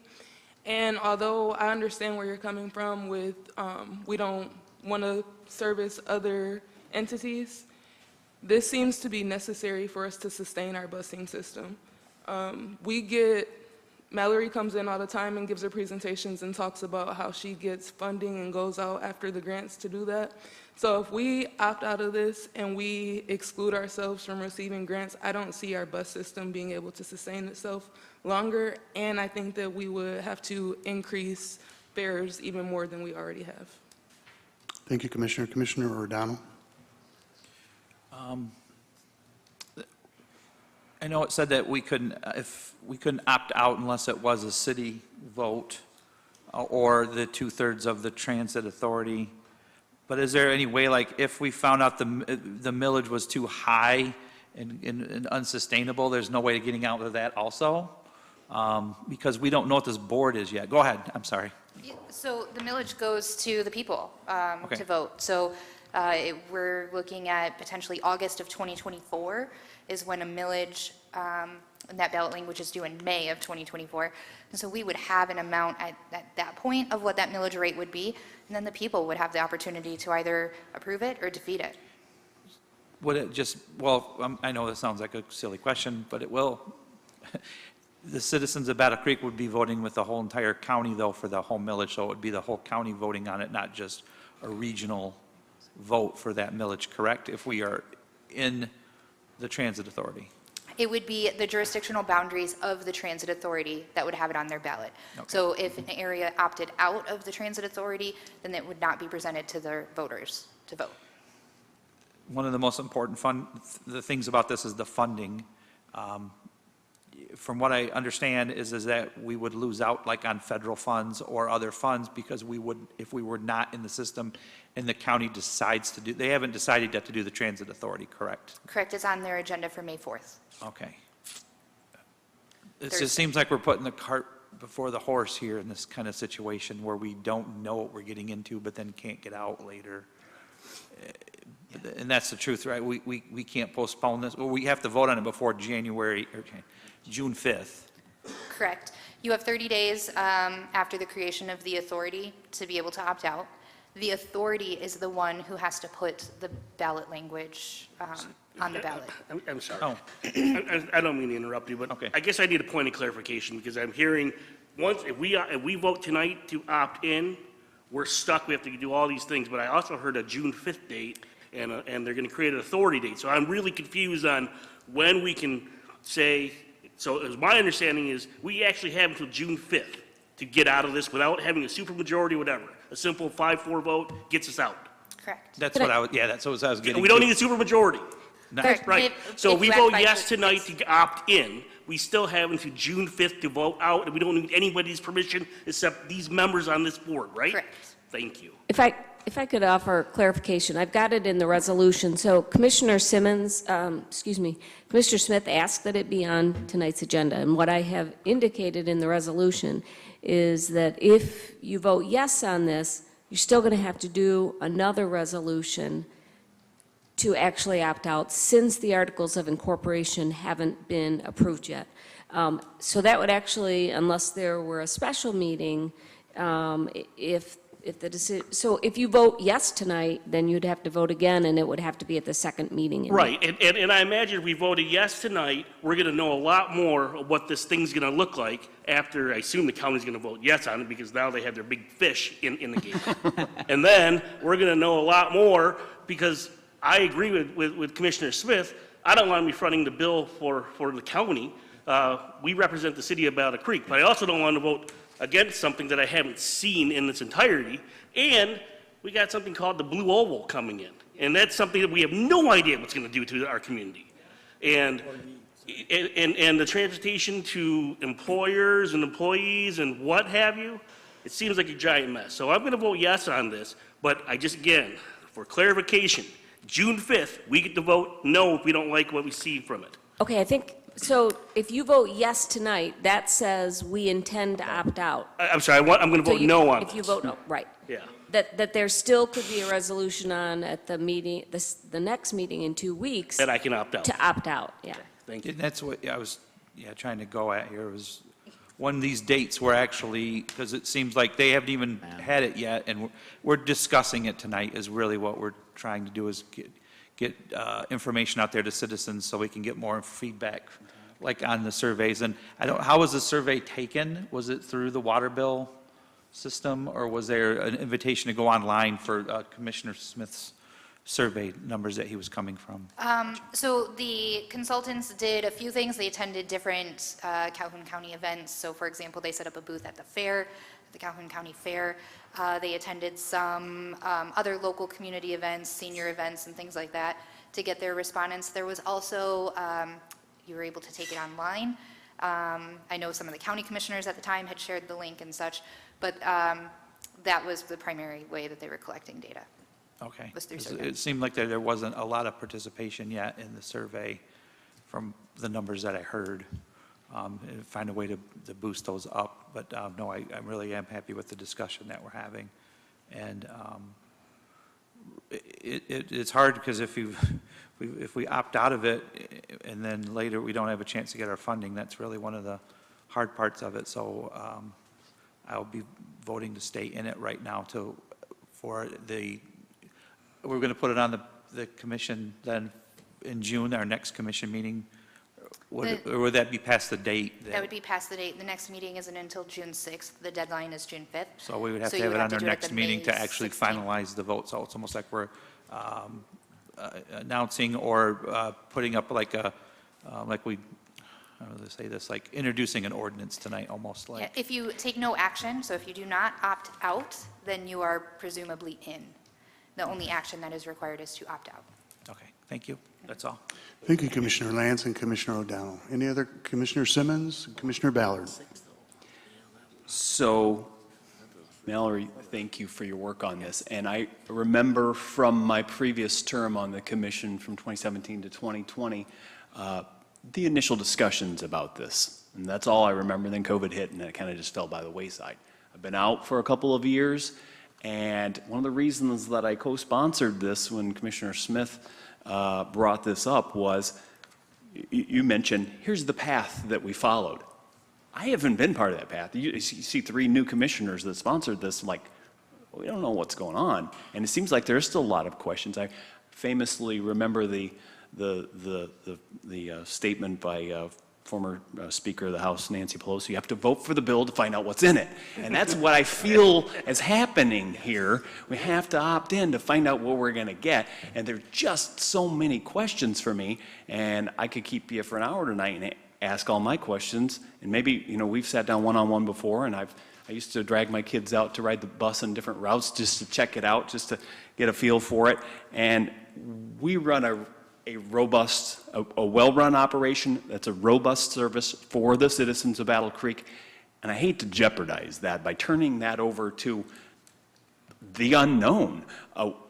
Can you tell me how this board is even going to be comprised? Or what, I know Battle Creek will have, each of the municipalities that opt in by default would have representation on the board. Can you tell me how that's set up?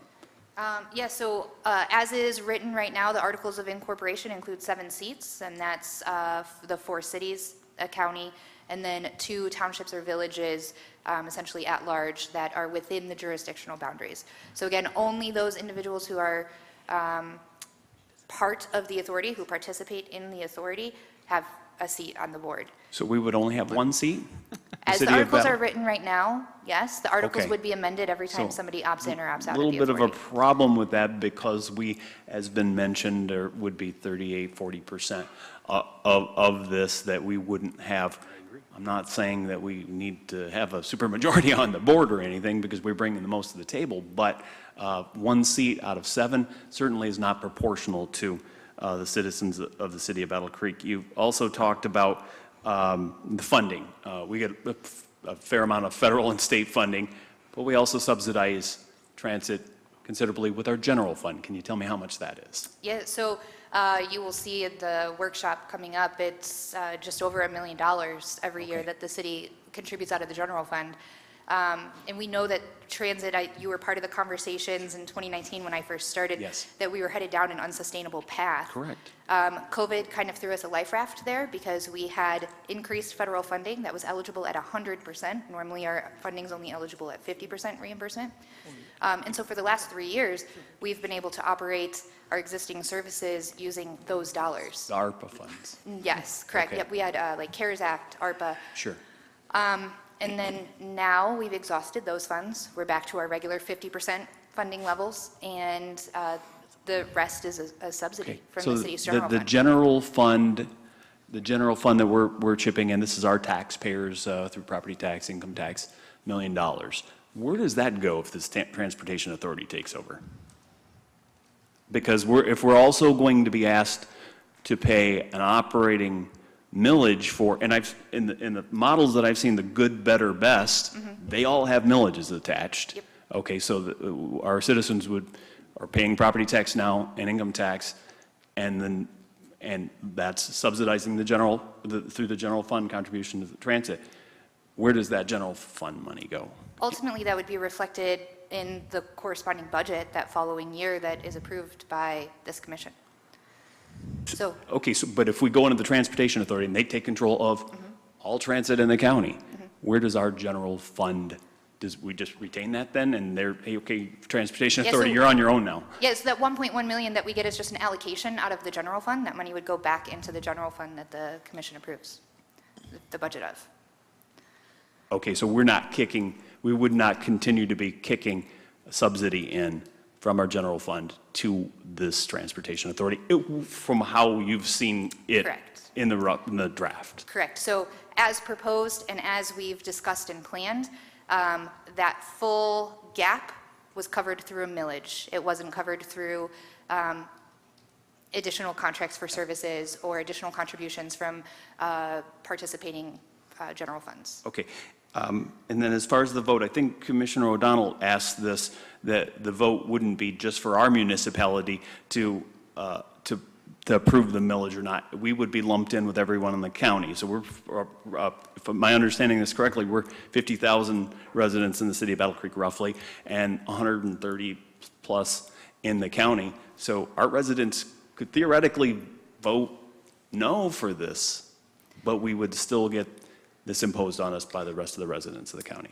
So it would only those jurisdictions that opt in would have the opportunity to vote. Okay, in my hypothetical, I'm saying the The whole whole county county? opts in. Correct. Okay. Yep, But and- in my hypothetical, the citizens of the city could say, no, we like our robust transportation system. We don't want to do this millage. We don't want to. And by the way, what you're trying to accomplish with this thing is, I like it, okay? But I don't think we necessarily need another layer of government to administer this. And we've heard a lot of mention about the Blue Oval, Firekeepers Casino, people that need to get to work out there. What kind of engagement are we doing with these employers? Like the state of Michigan, they're pushing this Blue Oval thing. They're throwing all this money in. Why aren't they saying, yeah, we want your people to be able to get to work there? Same question about housing we've talked about here. State of Michigan, you're pushing this. Where are all these people going to live? So again, there's just a lot of variables there. I hear probably the number one call that I get, well, aside from snow plowing and garbage pickup, it's when I talk to people, yeah, I'm your city commissioner. Yeah, the taxes are too high in the city. And I'm just really concerned about that. Acknowledging the fact that there's that need, Chuck, you addressed the need well. Is there another, in this whole discussion, has there been a model proposed that, hey, City of Battle Creek, you're doing great. You've got this robust system. We want to opt into your system and provide this. We'll pay our millage. We'll kick in with our general fund. Has that been an option at all? Those conversations have been had. The participation hasn't been there. When we look at our neighboring communities that border us and could benefit from service, there hasn't been contribution coming So from they're those not groups. willing to kick in any of their own general fund, but they might be willing to join an authority that then levies tax on all of us. Potentially, yes. I don't have any other questions at this moment. I still have a lot of questions, but I don't want to monopolize all the time. It's just too much for me to absorb in such a short period of time. Thank you, Commissioner Simmons. Commissioner Ballard. Thank you, Mayor. So if I heard you correctly, Mallory, and thank you for calling me back and offering to let me ride around on the buses, because I will take you up on that. I've just been out of town a little bit. Couple points. I want to make sure that the citizens and residents of Battle Creek, because we always talk about how much it costs to ride the bus, but yet in the history I think I read, they're only paying 7% of what that cost is. Do they realize what the other 93% are coming from? And will we be losing that other 93% of funding if we go with this? That potential stands, yes. Okay. And then secondly, to support somebody that always wants money being returned to the citizens, which I don't disagree, this $1.1 million or whatever that's going to go back into the general fund, are we going to lower our millage so that that actually goes back to the citizens or residents? I can't I know speak you yet. can't. I can't It's speak to that. I would Great just question. remind you, yeah, Commission approves that. Support. Okay, we're going to go, thank you, Commissioner Ballard, Commissioner Smith, and Vice Mayor Sophia. Be very brief. Thank you, Mr. Mayor. I would strongly urge my colleagues who are concerned about the funding element and the loss of funding to consider the fact that if, as somebody once said, if the big fish opts out, it's unlikely this thing is even going to happen. I'm already aware of townships opting out. I mean, all these mills that we were considering hovered around at least one. Most of them, or at least two cases, were above one, and that's going to devastate farmers in the rural area. They're simply not going to vote for it.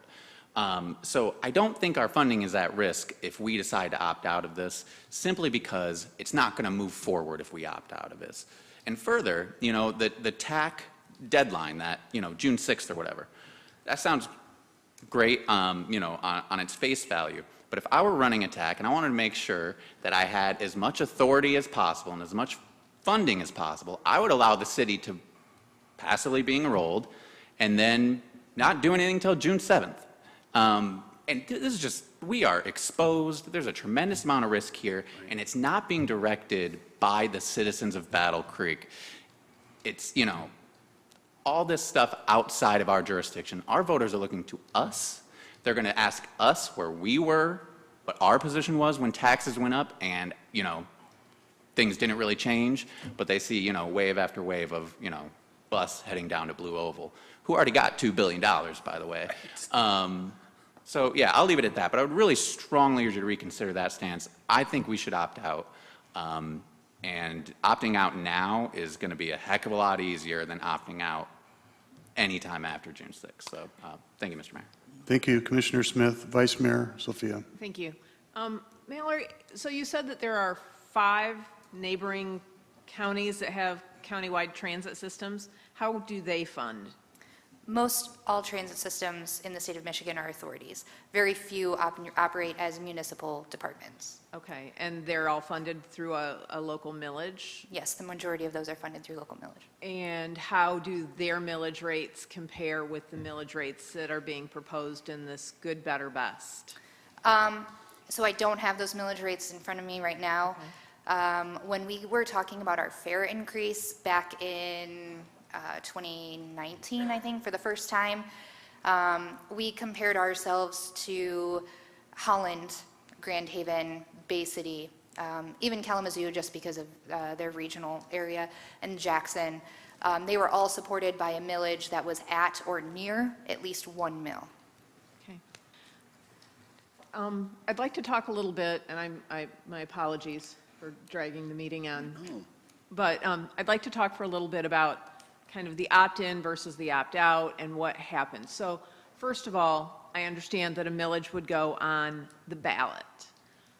So if the residents of Battle Creek vote no, would that opt us out? Or is it based on the county-wide, everybody that votes, it's based on those totals? Correct. It's So- based on that jurisdictional either pass or fail of the authority boundaries. Okay, all right. So I guess I'm hesitant to opt out of something that I don't know. It just seems a little premature. Can you tell me what other agencies or entities in the county are opting out or have opted out already? So at last count, I know Concha, Lee, Sheridan, Albion Township, I believe Homer, mostly very rural areas. I don't believe any of the larger, Emmett Township, for example, Penfield, I believe has already sent their letter in that they have opted in. Bedford, I don't believe has officially met yet. And then the city of Marshall, I don't believe has formally met yet. Okay, and then if a jurisdiction opts out, that precludes just the residents from accessing that? Or does that mean that if Marshall opts in and they want to come from Marshall to Battle Creek for dialysis and Battle Creek opts out, that's a no-go for them? Yeah, so traditionally, in transit authorities, those boundaries are pretty tight. And it's because those boundaries are created and funded through a millage. And so your residents are paying for service, no other residents benefit from it. Now, obviously, that authority board could choose to do something different. So I'm going to use Emmett Township as an example. Let's say if Emmett Township were to opt out, we have major shopping centers in Emmett Township, and that authority board would have to decide, do we want to continue to serve those major shopping centers, but not serve the residents of Emmett Township? Or do we want to say, this is the boundary line and you'll have to walk to get to those major shopping centers? So to be determined? Correct. Okay. I may be in touch with some additional questions in the future, particularly depending on how the vote goes tonight, but I appreciate the information that you've provided. Thank you. Your Honor, may I offer something quickly? So, because the Articles of Incorporation have not been approved yet by the county, nobody really has formally opted out. I think they've just, like you would do tonight, potentially, they're expressing that's what their intent is. They would have to do that after that fact. Somebody else said something about June 6th. It's June 5th. Somebody else asked about, why don't we wait till June 7th? You know, why are we letting them tell us 30 days? So it's actually in the state statute that it's 30 days. Now, and then one other thing, so if we were to not opt out in this 30 days, and then there would have to be a resolution by the commission to withdraw, and then a 2/3 vote by the members on the Transportation Authorities Board, excluding the member from the Right. No, community that wants to withdraw. So we would be out. There is another option other than that, and that is, that's a vote. So notwithstanding that, an entity that's a political subdivision and a member of this authority may be released from membership in the public authority if all the conditions are met. So it would go to the voters. And, I mean, there's a timing thing related to voting at a November election, general or special, November before the expiration of a tax authorized to be levied under the act. So that is another option, that it would go to the voters of the city of Battle Creek if we were in it and then subsequently decided we wanted out. But just know that the timing of that is specific. Can we move our meeting from June 6th to June 5th, or is that, or we're not able to? It would be a, We have another meeting in May, right? well, it wouldn't have to be a special meeting. They could vote to amend the meeting schedule because you wouldn't want to meet on Monday the 5th and Tuesday the 6th. So you could vote to move the first meeting in June to Monday the 5th. I mean, and Have again, lots of- and look, I think, I totally agree with a lot of you guys are saying. There's no way would I opt in something and leave it up to the other jurisdictions to get us out after we're in. Right? Sorry, I don't trust them enough. But we got to see, and Mallory, I don't know, I think you're hearing it. You need to go back to that commission and you tell them, if we're going to be in here to have any chance of us not opting out, we better have a big piece of the pie at the table, not just one vote. Okay, so, but for purposes of us opting out, it doesn't matter how many seats we have because we're excluded in that. I get that part, but what I'm saying is if we deny the vote to opt out tonight, we're going to have, I would like to have an opportunity to opt out on June 5th if I don't like what, well, at least I'll probably change my mind. Are we ready I to don't want vote? see what we're- No. No, I'd say if. All right. I got to be honest. Really important discussion. Mr. Smith, we've spoken twice on this. You've been very passionate. The hour's getting late. We've got further business to do. And I'm not trying to be hard on you or anything, but there's people that haven't even spoken to this. So, Commissioner Ballard. I'm all set. Thank you. Are we ready to vote? Please vote on Resolution 131. Just to clarify, yeah, the vote with the is, clerk. yes vote would be to opt out, correct? Correct. A Correct. yes vote would be opting out. Out, and then a no vote would be to, But you would still have We are to do, passively enrolled regardless. Right. If we don't opt, we're in unless we opt out. If We're the, stuck. if the authority is created on Thursday by the board, that starts the 30-day clock. So So would we we don't have to take any action, except there is this resolution. And how it's worded is, a yes means the city of Battle Creek opts out. and that you would have another vote after Thursday to officially opt out, because you can't opt out until the Articles of Incorporation have been passed. We'll be revisiting this, of course. I don't think, I mean, nothing's going to change, though, between now and June, the deadline. We're not going to, You're going to know which municipalities are in and out, is what you're going to know by the June 5th. And if we we have, could decide where we are tonight, though, because if we hang All on right. too long, we're going to be enrolled in, and we won't All be able right. to get out. We've called for the vote. Madam Clerk, has everyone voted? no. No. Haven't got it up yet. No. You gotta hit refresh. Oh. We've been in that situation again.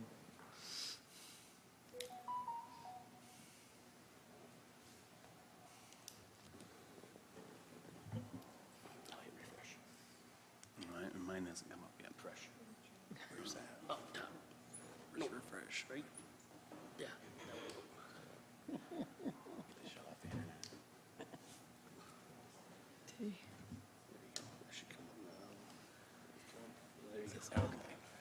There's some in there. Okay. The motion has been defeated. Next item on our agenda is Resolution 132. Madam Clerk, when you're ready.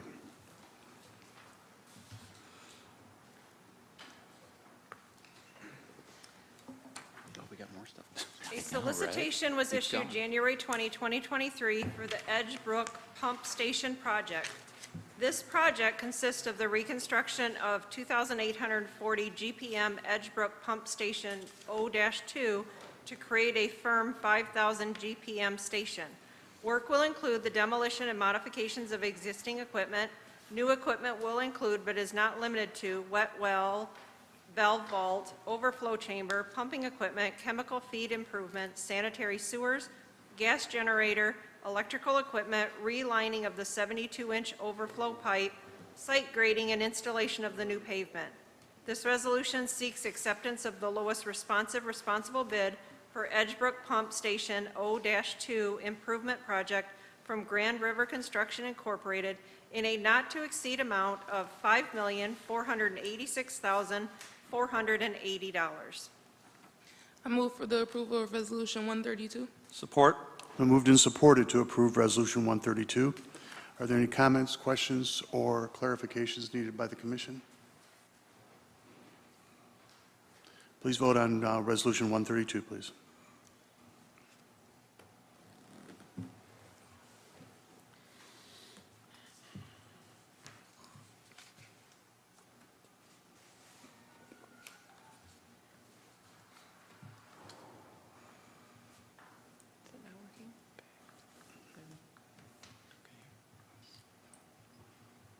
Commissioner Sophia?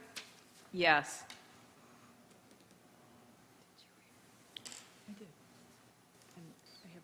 Resolution 132 has been approved.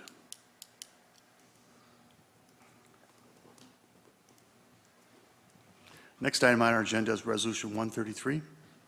Under Title I of the Housing and Community Development Act of 1974, as amended, and the Cranston-Gonzalez National Affordable Housing Act of 1990, the City of Battle Creek is required to prepare a plan that describes how the city will allocate community development block grant and home investment partnership funds to meet the needs of low and moderate income persons of Battle Creek. To that end, a consolidated plan is completed every 5 years, and an annual action plan is completed annually to describe the activities that will be undertaken to address the needs identified in the current 5-year consolidated plan.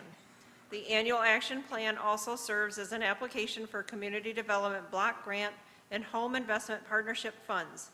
During the past several months, the city community development staff have developed the 2023-24 annual action plan.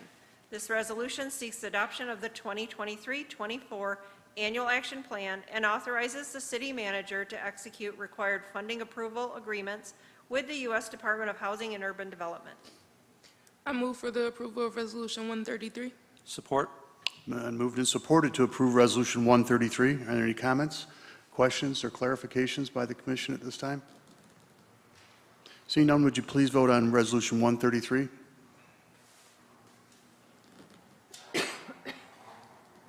Chris, thank you very much for being a trooper. Resolution 133 has been approved.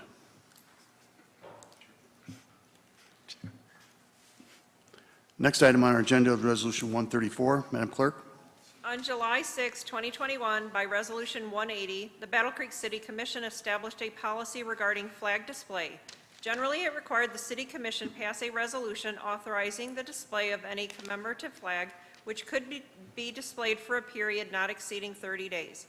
A handful of resolutions have been passed since that time authorizing the display of commemorative flags.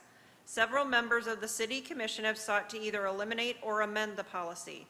On February 7, 2023, the City Commission passed Resolution 70 establishing the flag display policy ad hoc advisory committee. The following members were appointed to that committee: Vice Mayor Sherry Sophia, Commissioners Ballard, Lance, and Simmons. The resolution directed that the terms of all appointees shall expire and the committee dissolved upon presentation of its report and recommendation to the City Commission, but not later than June 9, 2023. The committee met on February 7 and March 13, 2023. At the March 13th meeting, the committee members directed certain amendments to be drafted by the city attorney and to be proposed to the flag display policy. Each of the 4 members approve of the proposed amendments to the flag display policy as reflected in this resolution. This resolution seeks to amend the flag display policy. I move to approve Resolution 134. Support. Been moved and supported to approve Resolution 134. Any comments, clarifications, or questions by the commission? Commissioner Simmons. Just quickly, as the city clerk mentioned, I served on that committee. I think I made it clear on both of the meetings that we have that I'd prefer actually to just go ahead and scrap the ordinance altogether and go back to how we operated for 130-plus years as a city, and not having the potential for contentious issues to be brought before us. Not that I'm saying what has been currently brought before us were contentious. That being said, I didn't sense the consensus to do away with it, and so I think these changes made it somewhat more workable. We're no longer going to be taking down the city flag. We're keeping that up, and then on a position of honor at the top, and then we'll put the other flags below. So that being said, I might support this today, but it doesn't necessarily mean I'm going to support any that come before us, because I think I've made my thoughts known on that issue. Thank you. Thank you, Commissioner. Any other comments by the commission? Commissioner O'Donnell. I would also like to say that I'm glad, I guess, four of you got together to discuss the flag policy.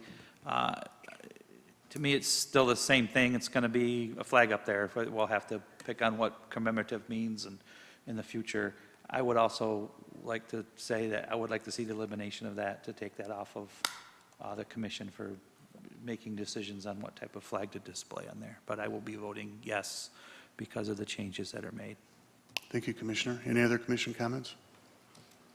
Seeing none, would you please vote on Resolution 134?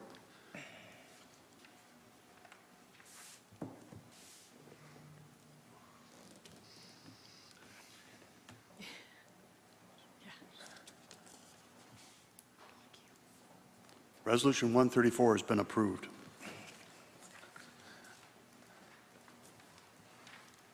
Next item on our agenda is Resolution 136. Madam Clerk. In 1973, the city of Battle Creek joined with then-existing Battle Creek Township, Bedford, Emmett, and Penfield Townships, and the city of Springfield to form the Battle Creek Area Metropolitan Services Agency, also known as AMSA. The members joined pursuant to an urban cooperation agreement. AMSA serves as the city's required construction board of appeals, which is required pursuant to MCL 125.1514. On tonight's agenda is also an ordinance introduction to amend Chapter 270 of ordinances to establish a construction board of appeals rather than having AMSA serve that role. The proposed ordinance amendment, if passed, will provide the city with a board of appeals, which is the type created by most municipalities. AMSA is currently made up of surrounding municipalities that are much smaller in population and geographic size than the city of Battle Creek. Therefore, the array of services offered and methods of service delivery provided by the city of Battle Creek cannot be compared to that of other AMSA participating municipalities. Administrative processes, staffing levels, technological advancements, cost of service delivery, and community expectations of service delivery are all factors that must be taken into account. While collectively we seek to achieve regional alignment, these are some factors that are a barrier to achieving that. For these reasons, the city has determined that membership in AMSA no longer serves a useful purpose, particularly since there are no longer shared projects or resources provided by any member. This resolution seeks to terminate city membership in the Battle Creek Area Metropolitan Services Agency, AMSA. I move to approve Resolution 136. Support. It's been moved and supported to approve Resolution 136. Are there any comments by the commission, clarifications, or questions? Seeing none, would you please vote on Resolution 136?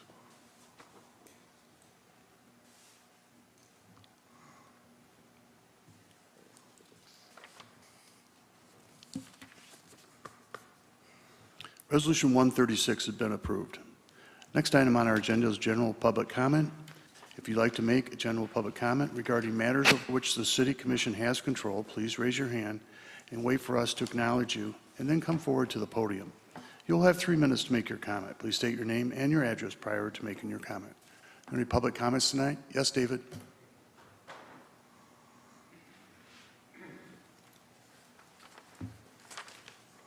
that kind of clear up what I said in both of 131. I'm still not for it being a city.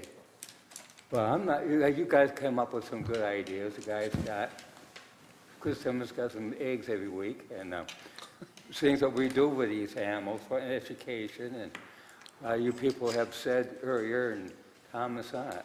I'm in support of all that, don't get me wrong. I support for these educated programs and these educated for these little kids. But don't think the city of Battle Creek, it's not really a place for the animals to be. Even for the dogs and cats, it's kind of hard on them. If you, like you should have these outside the city where on these farms, in the city, it's heavily populated. And the smell and the odors and people do get a lot of complaints. And it's just not a thing we should have in the city. But outside the city, your people's comments, it's a great, wonderful thing having these farm animals on these outside the city. But inside the city, it's not the place for it. I do like to clear that up. I'm not against animals, anything like that at all.